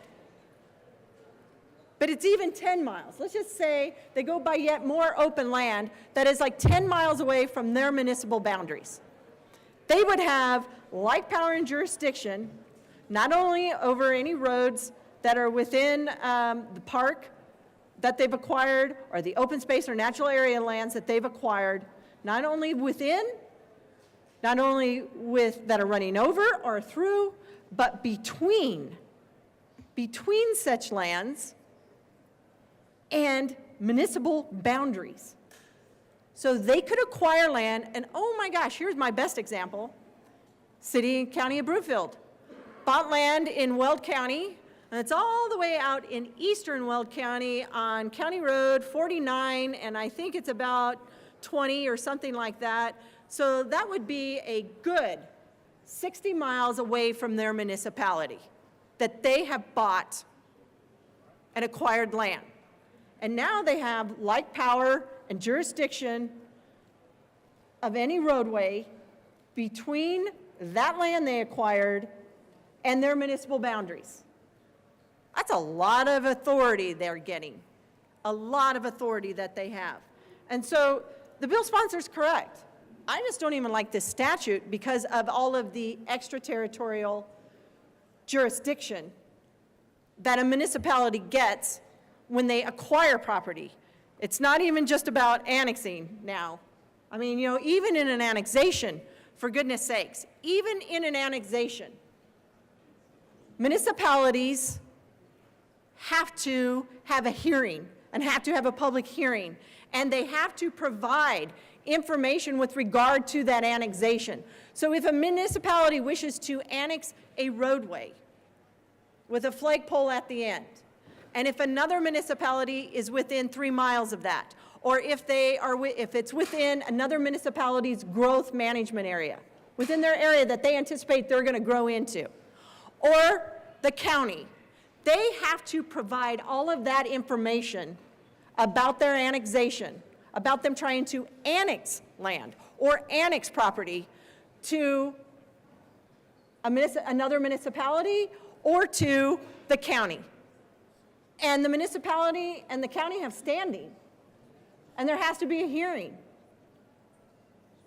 But that municipality, that county, gets a heads up.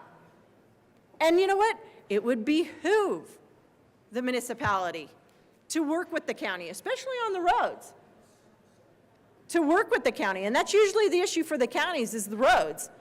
But it would behoove them to work with them, right? To say, look, we're going to annex this roadway, and I'm just going to use the example of Alt Colorado. I don't know if y'all know where that's at, but it's a very small, very, very, very, very small municipality in northern Colorado in Weld County. They wanted to annex about a mile of roadway. They don't have, they really don't have a public works division. I think at the point where they were trying to annex a gravel roadway, we were working with them on an agreement that we still maintained the gravel roadway for them.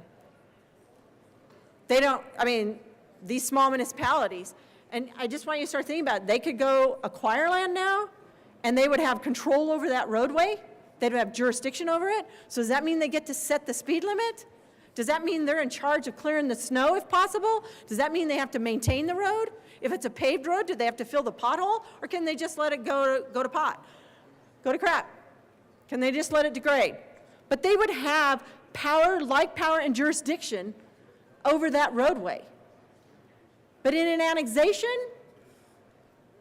the municipality wishing to annex has to go work with the neighboring municipalities, certainly with the county. They have to go work with them. They have to have a hearing. They have to work out their differences. They have to work out any impacts to negative services for the constituents of the municipality and of the county. So in an annexation, you've got to go work this out. And a lot of times it gets worked out in an intergovernmental agreement. A lot of the times, that's what happens, especially between municipalities and counties. A lot of the times, I don't know what would happen. You can't annex in another municipality. But even if they're annexing, not just acquiring land, but even if they're annexing, they have to work out agreements. They have to work out, and they have to give notice of the annexation. They have to do that.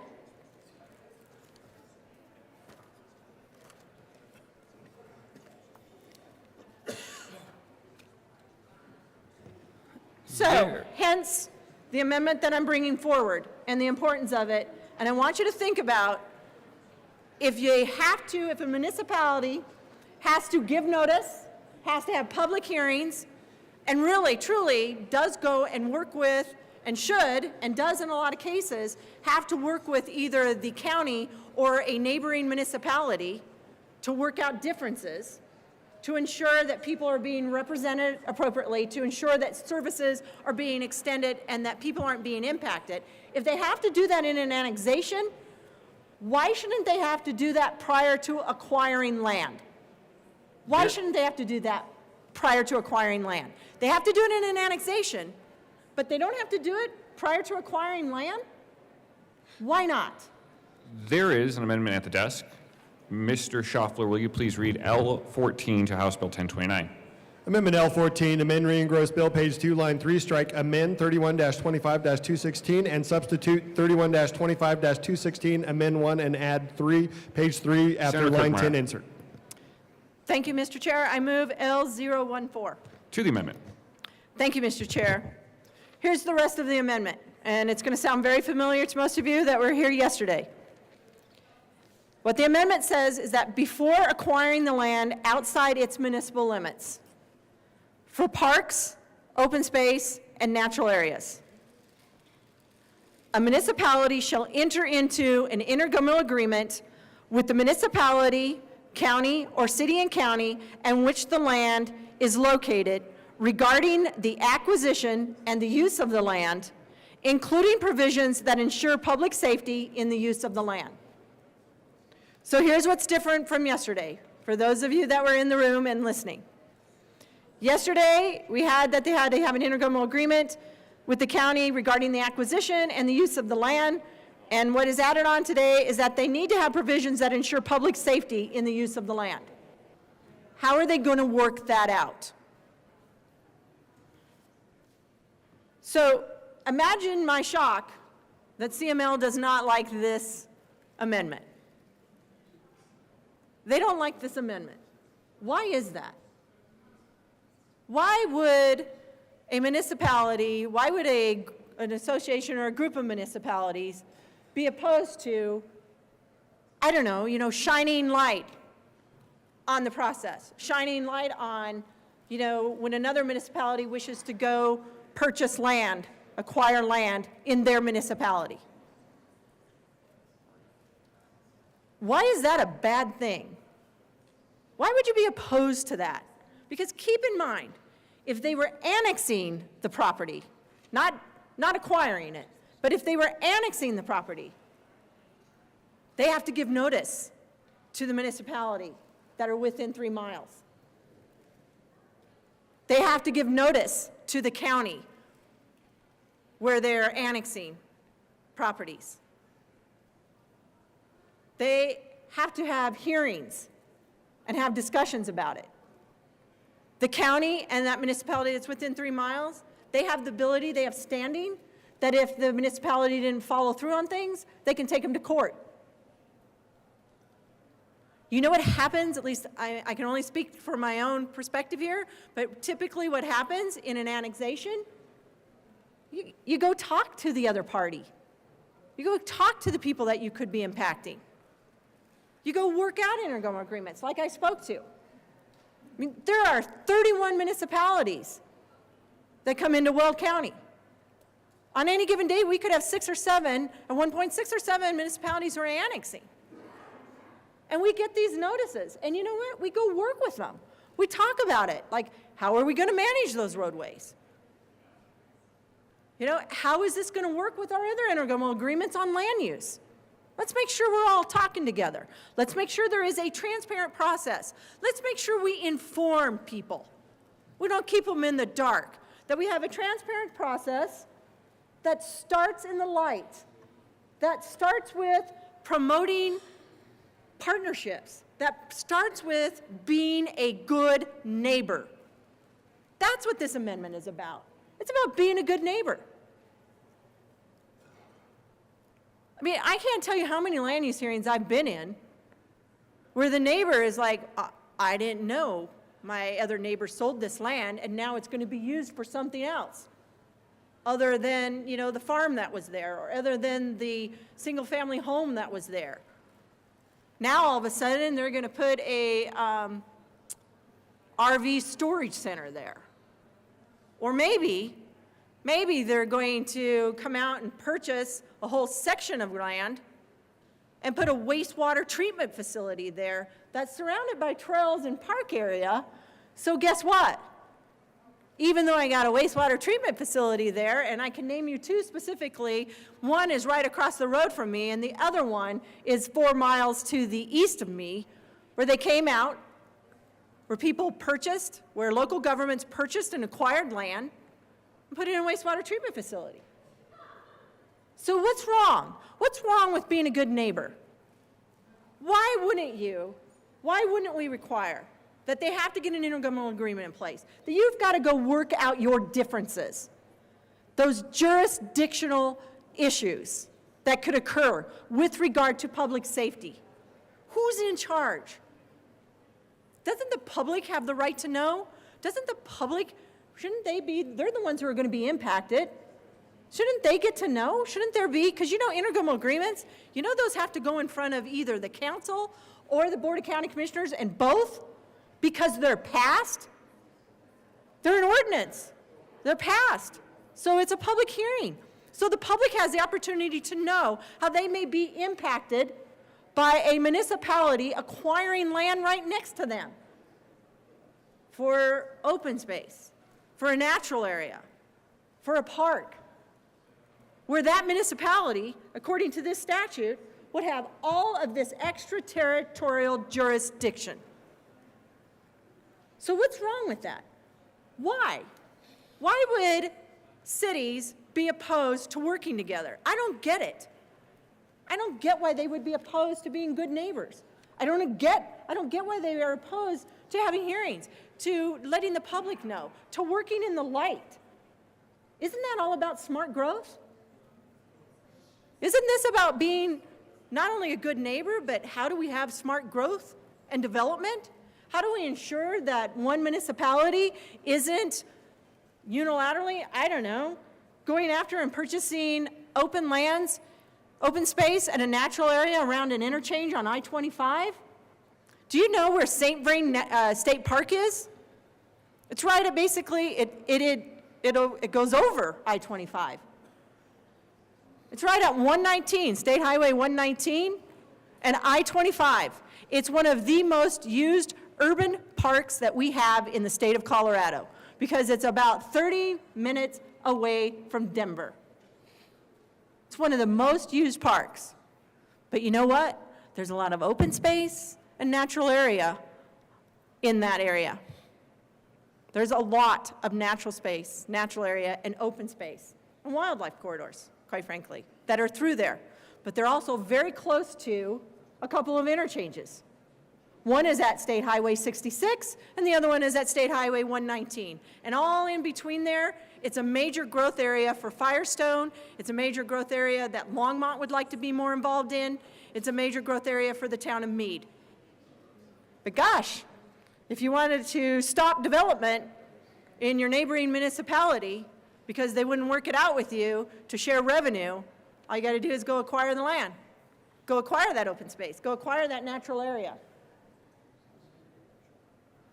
Because there's, you know, the St. Vrain River that goes through there. There's Big Thompson, the Little Thompson that impact this state park. There's just a lot. So why shouldn't they have to have an intergovernmental agreement so that the other municipality has the opportunity to say, you know, if you're going to take an area that is prime for development or close to it and then start controlling the roads in between that, Shouldn't we work that out? Shouldn't we, as a body, when we're governing, aren't we supposed to be promoting partnerships? Promoting good government? I mean, good grief, how many bills have we passed in the last 2-3 years that direct local governments how to plan better together? How many bills did we pass that required that you have to have transit-oriented communities around certain areas like interchanges and high transportation areas and corridors? That you got to have transit there. I would think the I-25 corridor and the 119 corridor and the 66 corridor and the Highway 85 corridor and the I-76 corridor are all areas where I'm thinking maybe we had bills that said you've got to have transit-oriented development there, transit-oriented communities there. I don't know, how do you feel about it? Municipality goes and acquires that land and says, no, we're going to make it open space or we're going to turn it into a park and you don't get to develop affordable housing there anymore. But we have put bills in place that require local governments to grow smartly. You've put them in. So why would anybody be opposed to this? Why would anyone be opposed to saying that before you acquire the land, municipality X,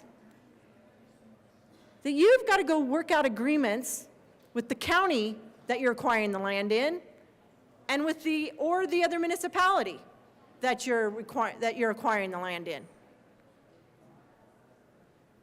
Again, in an annexation, there are public hearings, there are public notices, there are agreements typically worked out, especially jurisdictional issues on public safety. Who's in charge of the road? Who answers? Which fire district shows up? Which law enforcement shows up for a rollover accident on Colorado Boulevard? Who does that? Is it Adams County? Is it Weld County? Is it Northland? Is it Thornton? Does North Metro Fire show up? Does Brighton Fire show up? Or does Mountain View Fire show up? Why shouldn't we be working those issues out in an intergovernmental agreement before the land is purchased? If they were annexing it, they'd have to. If they were annexing the land, they would have to do it. Why not? Why not? Why are municipalities in this state opposed to partnerships, to being a good neighbor, to promoting partnerships? Why? There's something wrong here. I mean, I think, maybe they started off thinking this was just a city-county fight. This is not a city-county fight. This is about being good neighbors. This is about parity. If you were going to annex, if the city of Fort Collins wanted to annex those properties, they would have to go work out agreements. They would have to give notice. They would have to give public hearings. They would have to inform the public. They would have to work out all these jurisdictional issues. They, for goodness sakes, wouldn't need to have power and jurisdiction over roads that go between any open space they buy and their municipal boundary. I can think of several instances where we're not talking a half mile of roadway. We're talking miles and miles of roadway that they would have jurisdiction over because it's between their open space and their municipal boundaries. Yet they don't have to put any money in to improve that roadway because they didn't annex it. So the good senator from Fort Collins is correct. I don't like the statute. But I at least can make it better. We can make it better by doing parity between an annexation or even acquiring that would require the municipality who wishes to acquire land in another local government's jurisdiction that they have to get an intergovernmental agreement in place. I think it's sad that we even have to require this. But I will just read you this from the city of Fort Collins in their response to all the other amendments that, or not all the amendments, but the amendments that I was putting out there, because we've been sharing them. And as I said, I appreciate working with the good senator from Fort Collins. But as you notice, this is Amendment 14. So when I had a case about the intergovernmental agreements and about municipalities purchasing land and other municipalities or the county, they gave me an example. So they know how to do this. They gave me an example of where the city of Fort Collins jointly purchased a natural area with the city of Loveland. And they had a joint purchase that allowed for trails, connectivity, extensions, all sorts of good stuff. Not opposed to any of this. But they went and worked it out prior to acquiring the land. And then they said, as an alternative to disallowing completely, which is what one of my first amendments did, they said the law could require an intergovernmental agreement in cases where a municipality is buying land for parks, open space, and natural areas in another municipality's boundaries. It's standard practice currently and would ensure agreement.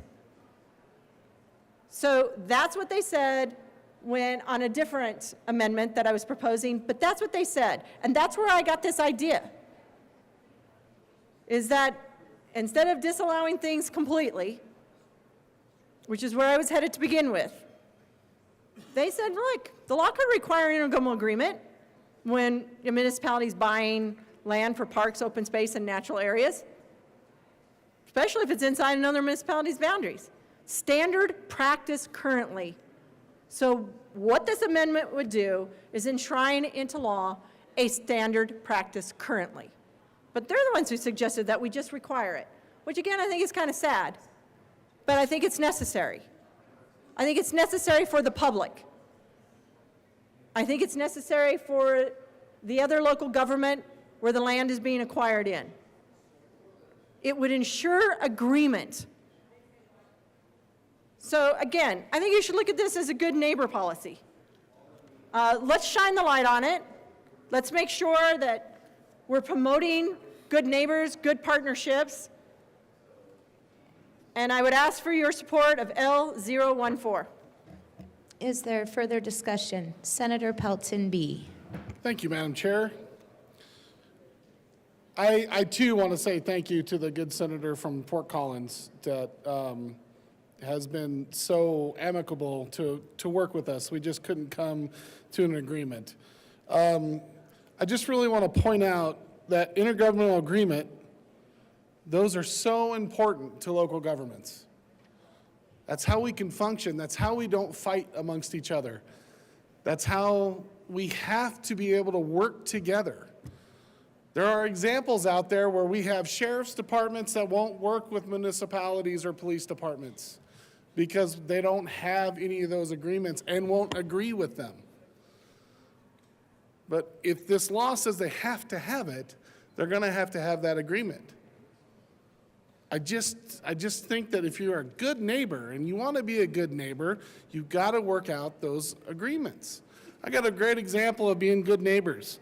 I live just north of Sterling, and as most of you guys know that I live in an ag area, and my neighbor who grows corn every year when it decides to blow, and after it's been harvested, I end up with a drift of corn stalks above my roof of my house because mine is my house is the wind block. So every year, my neighbor calls me and says, hey, I'm going to be cutting my corn so you get prepared. It's a good neighbor saying, so he at least gives me a heads up on what's coming. That's exactly what we're asking here. If you're going to buy property, please just have the intergovernmental agreement, be a good neighbor. Shine some light on this. Let the public know what's going on with an intergovernmental agreement. That's all we're asking. That's what needs to happen. We certainly don't want folks doing this where we're not shining any light on it. It's very frustrating that there are certain organizations that don't like it, which I don't understand as well. But we need to have intergovernmental agreements to work out our differences so we can cooperate and do the best we can for the citizens of Colorado and the citizens of those jurisdictions. That's what we need to be doing. So I ask for an aye vote on L014. Senator Liston. Very good. Thank you, Madam Speaker. Well, members, I've been listening with keen interest on the debate of Amendment L014 by the good senator from Weld County, and I rise in support of Amendment L014 for the reasons, and I'm not going to belabor everything, for the reasons that she and the good senator from Logan County, or not Logan County, from Brighton, has mentioned, is that yes, you know, we want to act as good neighbors and work together, whether you're a municipality or a county, and all of the different, you know, when it comes to the intersection of all the different municipalities that truly that we do work together. It's important because, you know, when you have that nexus there, and so we can come together, and I think this is a well-reasoned amendment. It makes sense, and so I rise in support of the amendment and urge an aye vote on L014. And should it pass, or when it passes, then I would ask for an aye vote on amendment on House Bill 1029. So it's win-win. This is a good amendment that makes a good bill better, so I would ask for an aye vote. Senator Frizzell. Thank you, Madam Chair. Members, I rise in support of this amendment. I rose in support of the amendment yesterday. And I had a lot to say about yesterday's amendment, and I'm going to talk a little bit about this one as well. You know, I am always so concerned about unintended consequences. The unintended consequences that we create through policy in this building. It's very, very, very important to try to mitigate those things. And I think that this amendment is a perfect example of a way to mitigate unintended consequences by opening up the type of conversation that really needs to happen, but does not always happen organically. That's the reality of local governments. I have so many examples, but I'll just throw a couple out. I don't know how many of you are really familiar with tax increment financing, downtown development authorities, urban renewal authorities. I happen to be quite familiar. But sometimes what has happened is that you will have this fantastic project that the municipality really wants because they want to be able to generate funds so that they can bond against them in the case of tax increment financing, but they leave people out. They leave other local government entities out of that conversation. So they built, say, a memory care facility, or maybe it's an assisted living facility, but they don't loop in the emergency service providers. Well, what happens then? Well, I'll tell you what happens then. What happens then is that you have a piece of property that is extraordinarily demanding on emergency services, but those emergency service providers are not receiving any property tax benefit from that property, which they rely on that revenue to provide those services. So you create this black hole of funding deficits, required services, and there's no real answer. Well, we've tried to answer some of those questions a little bit here through policy, through legislative policy, over the last 5-ish years, but that didn't really help those who came before, right? The problem was, and I'm going to come back to my original point, the problem is those conversations should have taken place a long time before that property was developed. That's the critical importance of communication between local government entities. And per this amendment, including provisions that ensure public safety in the use of the land. I am very, very, very grateful to the good senator from Weld County for bringing this amendment, because this is really important to the success. I'm not going to speak to what's going on in Fort Collins or the reasons for bringing this particular piece of policy before us. But maybe that works for Fort Collins, but maybe it doesn't work for Larkspur, which happens to be in the southern part of Douglas County. Great Renaissance Festival. But here's the thing, is this policy is creating a one-size-fits-all for the entire state. That, again, speaks to the importance of having dialogue, of having intergovernmental agreements that, gosh, it would be great if we were all here like sunshine and unicorns and had great confidence that all of these local government entities are going to pitch in and come to the table and talk and work things out. But you know what? That's not always the case.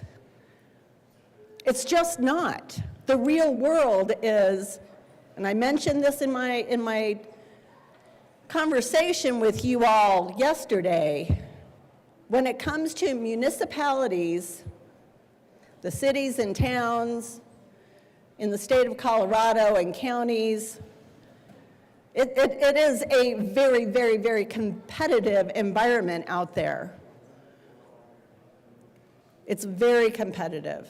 It's competitive for resources, it's competitive for economic development, it's competitive. So sometimes that competition does not play well when it comes to the benefits and when it comes to the needs of the citizens that these folks represent.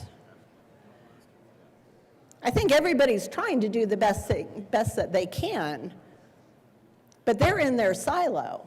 I think that the good senator from Weld County, when she discussed that four-way stop right by her house, that is really the dividing line of lots of different jurisdictions, that's real. That is super real. That's not real maybe here in the city and county of Denver, but it's very real in Douglas County. It's very real in rural areas of this state. Heck, it's very real in Aurora. We in government have created silos, these magic invisible silos. It's the municipality of X and the county of Y and the town of Z, and interspersed in there, there's all sorts of other water providers and law enforcement, emergency service providers, hospital districts. Heck, in my hometown of Castle Rock, we even have a cemetery district, believe it or not. But those lines are invisible to the people that we serve. They don't care about those silos. They don't care about those lines. They rely on us, and they rely on their city councils and their town councils and their county commissioners to break down those silos and be relevant to those that they serve. Sometimes you're good at it, sometimes they're really terrible at it. But it's incumbent on us to ensure today that we try to break those silos down, that we open those chains of communication, and that's what this amendment is about. It's not infringing on anybody's right. It's not doing any harm. This is ensuring great communication. That's all. Our citizens deserve great communication. They rely on us for that. So let's make that happen for them today. Let's vote yes on this amendment, this very, very important amendment L14, and make sure that this type of communication occurs and is relevant to the citizens of this state. Thank you. Minority Leader Lundin. Thank you very much, Madam Chair. I rise in support of Amendment L014 to House Bill 1029 under the watchful eyes of the civic students from Village High School. Now, because they're civic students, they understand that an amendment to a House bill in the Senate means that this bill has already progressed through the first, second, and third reading in the Chamber of Origin. It went to committee and was litigated there. It had a second reading debate on the floor of the House, and then it was passed on third reading out of the House and sent here to the Senate. Now, we're debating an amendment that engages in the conversation about how local governments may or may not positively interact with each other.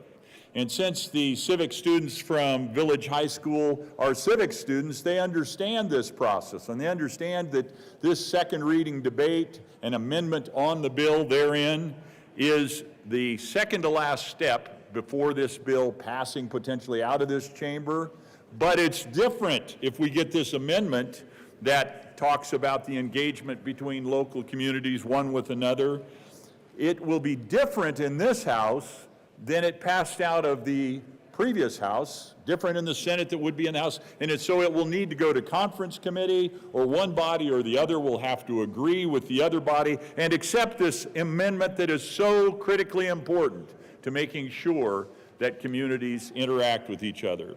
So under the watchful eyes we labor here, we senators, the watchful eyes of the civic students from Village High School under the leadership of Tracy Barrenuevo, we are so grateful that they are watching us as we seek to make the laws that the people of Colorado will live under, and they know that we either do it for well or for ill because they are civic students from Village High School, the guests of the good senator from Denver, Aurora. Thank you very much, Madam Chair, for not gaveling me. Appreciate that. Senator Kipp.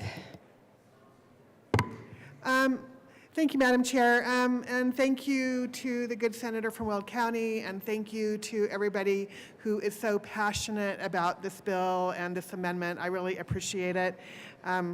So I just want to say, you know, for the cities that I have been in communication with, for CML, this amendment just really goes beyond the scope of the bill. I get that some people don't like the underlying statute. I get that. Feel free to bring another bill another year. What we don't want to do is pass this amendment and then allow it to have unintended consequences in the future because, as I said before, this statute already applies to parks. Some municipalities are already saying that open spaces and natural areas are included in that parks, and some define it differently. This is just supposed to be a clarification of statute, and, you know, please bring another bill another year because we are not trying to have unintended consequences on what cities already can do in the area of parks. I would ask for a no vote on the amendment. The motion, Senator Kirkmeyer. Thank you, Madam Chair. Members, I guess I'm just not sure what unintended consequences would be. I don't think, you know, we bring amendments and we bring bills all the time to change current statute and current law. And we always bring amendments that will make changes to that bill that's going to change law and add to law. And I guess I just don't, again, I don't understand why promoting good neighbors, promoting partnerships, bringing the process into the light, in parity with even an annexation, how that would be an unintended consequence. I think it's more of an intentional opportunity. It's an intentional opportunity to say, be a good neighbor. Let's promote these partnerships. Let's bring this whole acquiring property into the light so that the public knows what's going on. So you have some public hearings, that you go work out any differences that you may have with jurisdictional issues, especially as they pertain to public safety and the use of the land. Let's just go work them out. Let's get it worked out in advance. I think that's an intended opportunity, quite frankly. So I would ask for an aye vote on L014. Thank you. The motion, a division has been called.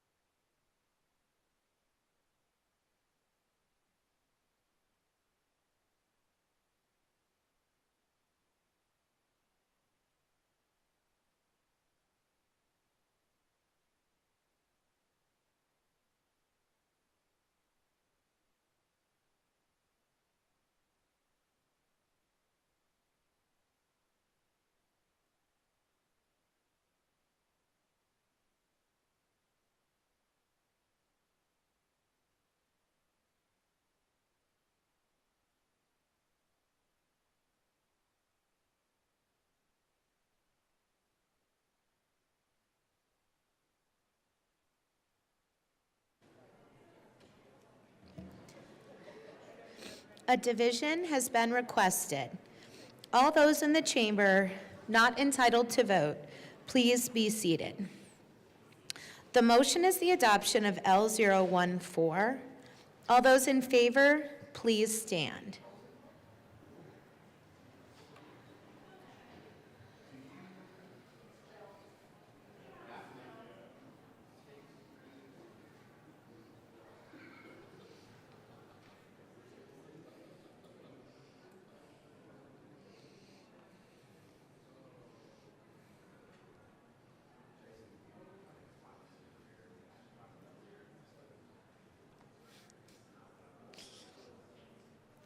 Please be seated. All those opposed, please stand.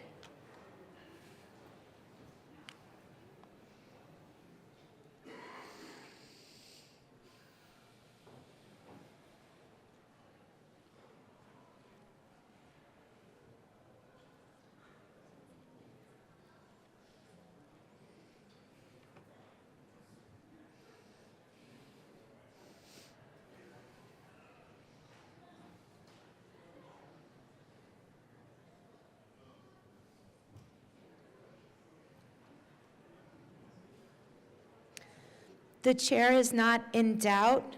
The motion for the adoption of L014 is lost. To the bill. I need to speak.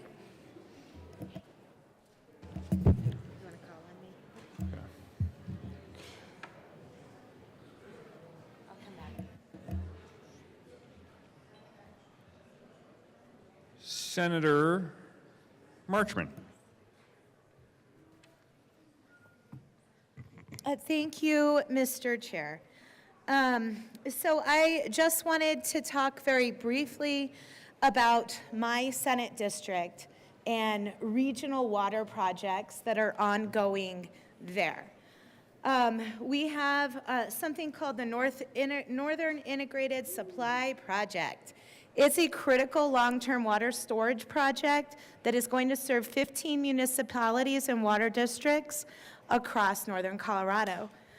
HB 1029 presents a serious risk because it allows any of those municipalities to expand regulatory authority beyond their jurisdiction. That could impact this and other projects. This is really personal to me also because I do understand the complex dynamics between the environmental concerns of some of my constituents in the Fort Collins area and Northern Water's need to secure reliable water storage for growing communities. So we need balanced governance where municipal regulations stay within city limits and regional water projects are managed through state law, not shifting local ordinances. So, There is an amendment at the desk. Mr. Schaffler, will you please read L15 to House Bill 1029?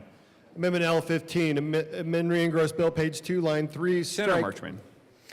thank you, Mr. Chair. I move Amendment L15. To the amendment. Thank you, Mr. Chair. So the risks that are posed by HB 1029 to regional water projects, it expands municipal authority beyond city limits. This will allow local governments to impose new environmental regulations on water infrastructure outside their jurisdiction. It creates regulatory uncertainty for regional water projects, increasing permitting delays, compliance costs, and possibly conflicts between municipalities. It also opens the door to inconsistent regulations, where different municipalities set competing environmental standards that have an impact on the broader regional infrastructure planning.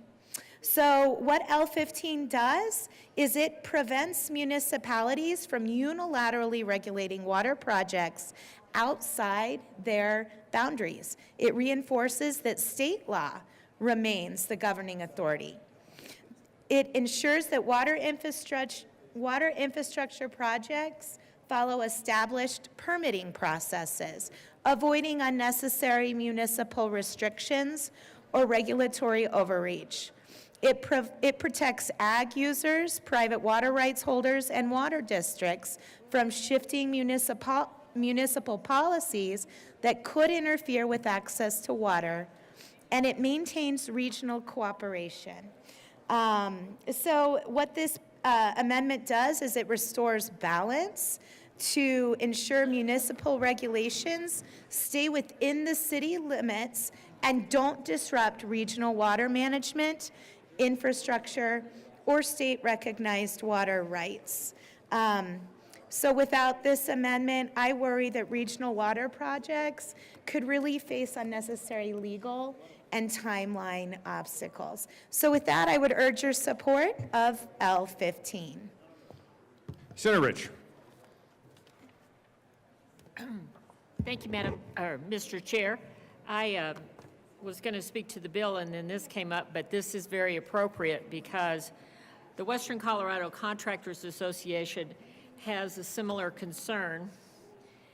And what they say is while Coloradans do want to preserve their lands as much as possible, there are other designations and uses that could hinder relations of rural areas. The construction community are concerned about setbacks from municipal land authority acquired outside of its limits. For example, in Mesa County, reservoirs on the Grand Mesa go into flow lines of irrigation supply, and they're owned by the City of Grand Junction and maintained by Grand Junction Water Services. The use of the water is a collaboration between partners, including the U.S. Forest Service, the State Water Commissioner, Canna Creek, area ranchers, Grand Mesa Reservoir owners, and the Powderhorn Ski Area. Allowing another municipality with different and sometimes conflicting permits and codes will be confusing to anyone who uses the properties for multiple use and have done so for several years. The construction community and the municipalities have done a good job of managing the area without excess regulations. So this might be what might be burdensome for some could be burdensome for others that use the land for more than just open space. Thank you for the amendment, and I urge support. Senator Kipp. Thank you. I would just repeat my comments from the last time, but I won't to save you all time, but I ask for a no vote. Thank you very much. The motion is the adoption of L15 to House Bill 1029. All those in favor say aye. Aye. All those opposed, no. No. The noes have it. L15 is lost. The motion is the adoption of House Bill 1029. All those in favor say aye. Aye. All those opposed, no. No. The ayes have it, and House Bill 1029 is adopted.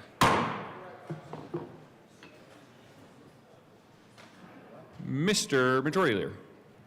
Thank you, Mr. Chair. I move the committee rise and report. The motion is for the committee to rise and report. All those in favor say aye. All those opposed, no. The ayes have it, and the committee will rise and report.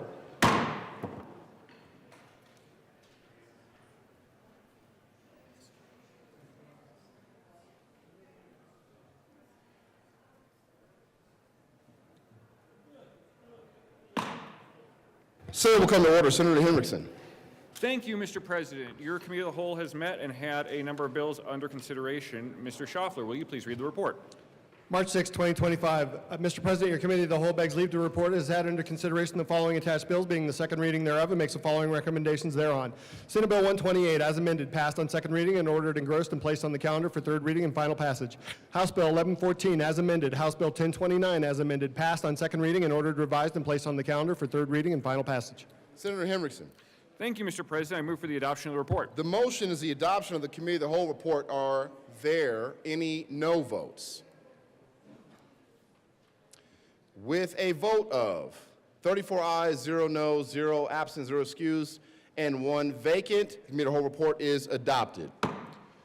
Senate Bill 128 is amended, passed on second reading, ordered, engrossed, and placed on the counter for third reading and final passage.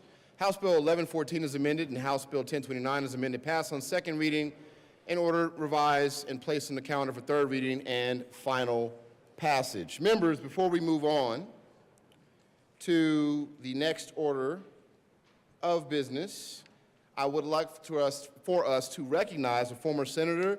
Let's please join me in recognizing former Senator Betty Boyd. Thank you for joining us today.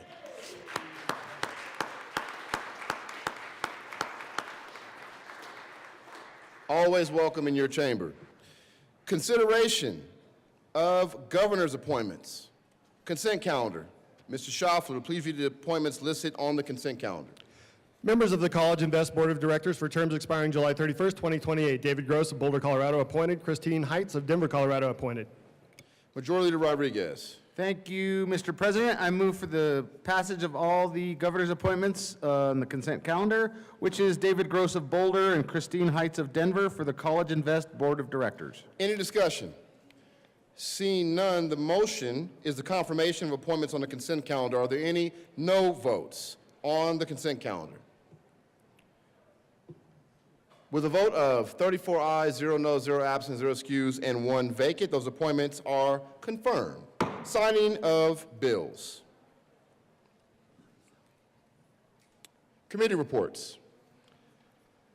Mr. President, the Committee on Education has had under consideration and has had a hearing on the following appointments and recommends that the appointments be placed on the consent calendar and confirmed. Members of the Colorado Educational and Cultural Facilities Authority Board of Directors for a term expiring June 30th, 2025. Heather Shell of Evergreen, Colorado, occasioned by the passing of Keogh Frazier of Denver, Colorado, appointed. For terms expiring June 30th, 2028. Mary Ann Virgili of Carbondale, Colorado, reappointed. Benita Duran of Boulder, Colorado, appointed. Mr. President, the Committee on Education has had under consideration, has had a hearing on the following appointments and recommends that the appointments be placed on the consent calendar and confirmed. Member of the Institute of Cannabis Research Governing Board for a term expiring August 5th, 2027. Michael Hennessy of Lafayette, Colorado, to serve as a representative of the cannabis industry, as occasioned by the resignation of Salvatore Pace of Pueblo, Colorado, appointed. Mr. President, the Committee on Education has had under consideration and has had a hearing on the following appointments and recommends that the appointments be placed on the consent calendar and confirmed. Member of the Private Occupational School Board, effective July 2nd, 2024, for terms expiring July 1st, 2028. Jennifer Hash of Aurora, Colorado, to serve as a representative of a private occupational school, appointed. Committee on Education, after consideration on the merits, the committee recommends the following. Senate Bill 119 be postponed indefinitely. Committee on Education, after consideration on the merits, the committee recommends the following. Senate Bill 177 be referred favorably to the Committee on Appropriations. Committee on Education, after consideration on the merits, the committee recommends the following. Senate Bill 154 be amended as follows, and as so amended be referred to the Committee of the Whole with favorable recommendation. Committee on Education, after consideration on the merits, the committee recommends the following. Senate Bill 143 be amended as follows, and as so amended be referred to the Committee of the Whole with favorable recommendation. Signing of bills. The President has signed House Bill 1034, 1058, 1076. The President has signed House Bill 1030, 1050. Announcements. Senator Ball. Thank you, Mr. President. After conferring with the Majority Leader and the President, I request to be marked excused on March 7th. Denied, approved. Thank you, Mr. President. Senator Mulliken. Thank you, Mr. President. Members, Senate Health and Human Services Committee will be meeting at 1:30 in the old Supreme Court to hear House Bill 1016, House Bill 1063, and House Bill 1070, all Senator Michaels and Janae bills. So, see you there. Thank you, Senator Mulliken. Senator Catlin. Thank you, Mr. President. I'd like to ask for a moment of personal privilege. Granted. Thank you, sir. Members, I'd like to invite you tonight to a legislative reception being put on by the Colorado Optometrics Association at the Warwick Hotel tonight, 5:30 to 7. So if you can see your way clear to do that, you'd be in a good place. So anyway, they would really like to see some of us there. They're very good people. In fact, I know one of those women real well, so thank you. Senator Kipp. Thank you, Mr. President. So glad I can see clearly now.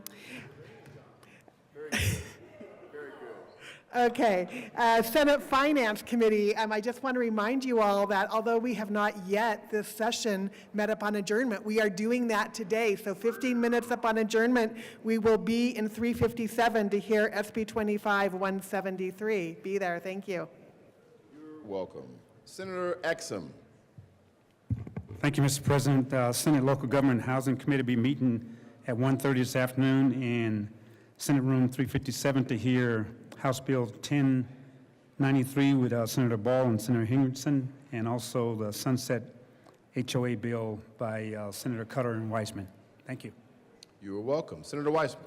Thank you, Mr. President. This is a reminder that Senate State Affairs is meeting 15 minutes after the gavel drops for recess or adjournment. There are 4 items on our calendar: 1025, 1091, 1155, and Senate Bill 50, the latter of which is in an action-only posture. We are in our customary room 352. See you there. Very good. Senator Danielson. Thank you, Mr. President. Thank you, colleagues. Just a quick reminder, the Business, Labor, and Technology Committee will meet on adjournment about 10 minutes after we gavel out. And for those who are interested, there is a Disability Rights Action Day, DRAD, press conference at 11:45 in the West Foyer. If you would like to join in, all are welcome. Thank you. Have a great day. Thank you. Senator Roberts. Thank you, Mr. President. The Agriculture and Natural Resources Committee will meet at 1:30 and 3:52. We have appointments to the Colorado Water Conservation Board, followed by Senate Bill 168. Thank you, Senator Roberts. Senator Catlin. Thank you, Mr. President. I ask for another moment of personal privilege. Granted. Thank you. I forgot to say who I knew so well at that operation over there. My daughter works there. Her name is Kelly. When you get there, please tell her that her dad mentioned her name in the Senate floor. Thank you. Very good. Seeing no further announcements, Majority Leader Rodriguez. Thank you, Mr. President. Colleagues, we will be recessing as we'll be reading bills across the desk later today, so no need to return. On that, Mr. President, I move the Senate recess until 12:30 p.m. today. You heard the motion. All those in favor say aye. Aye. Opposed, no. The ayes have it. The Senate will stand in recess until 12:30 p.m. today.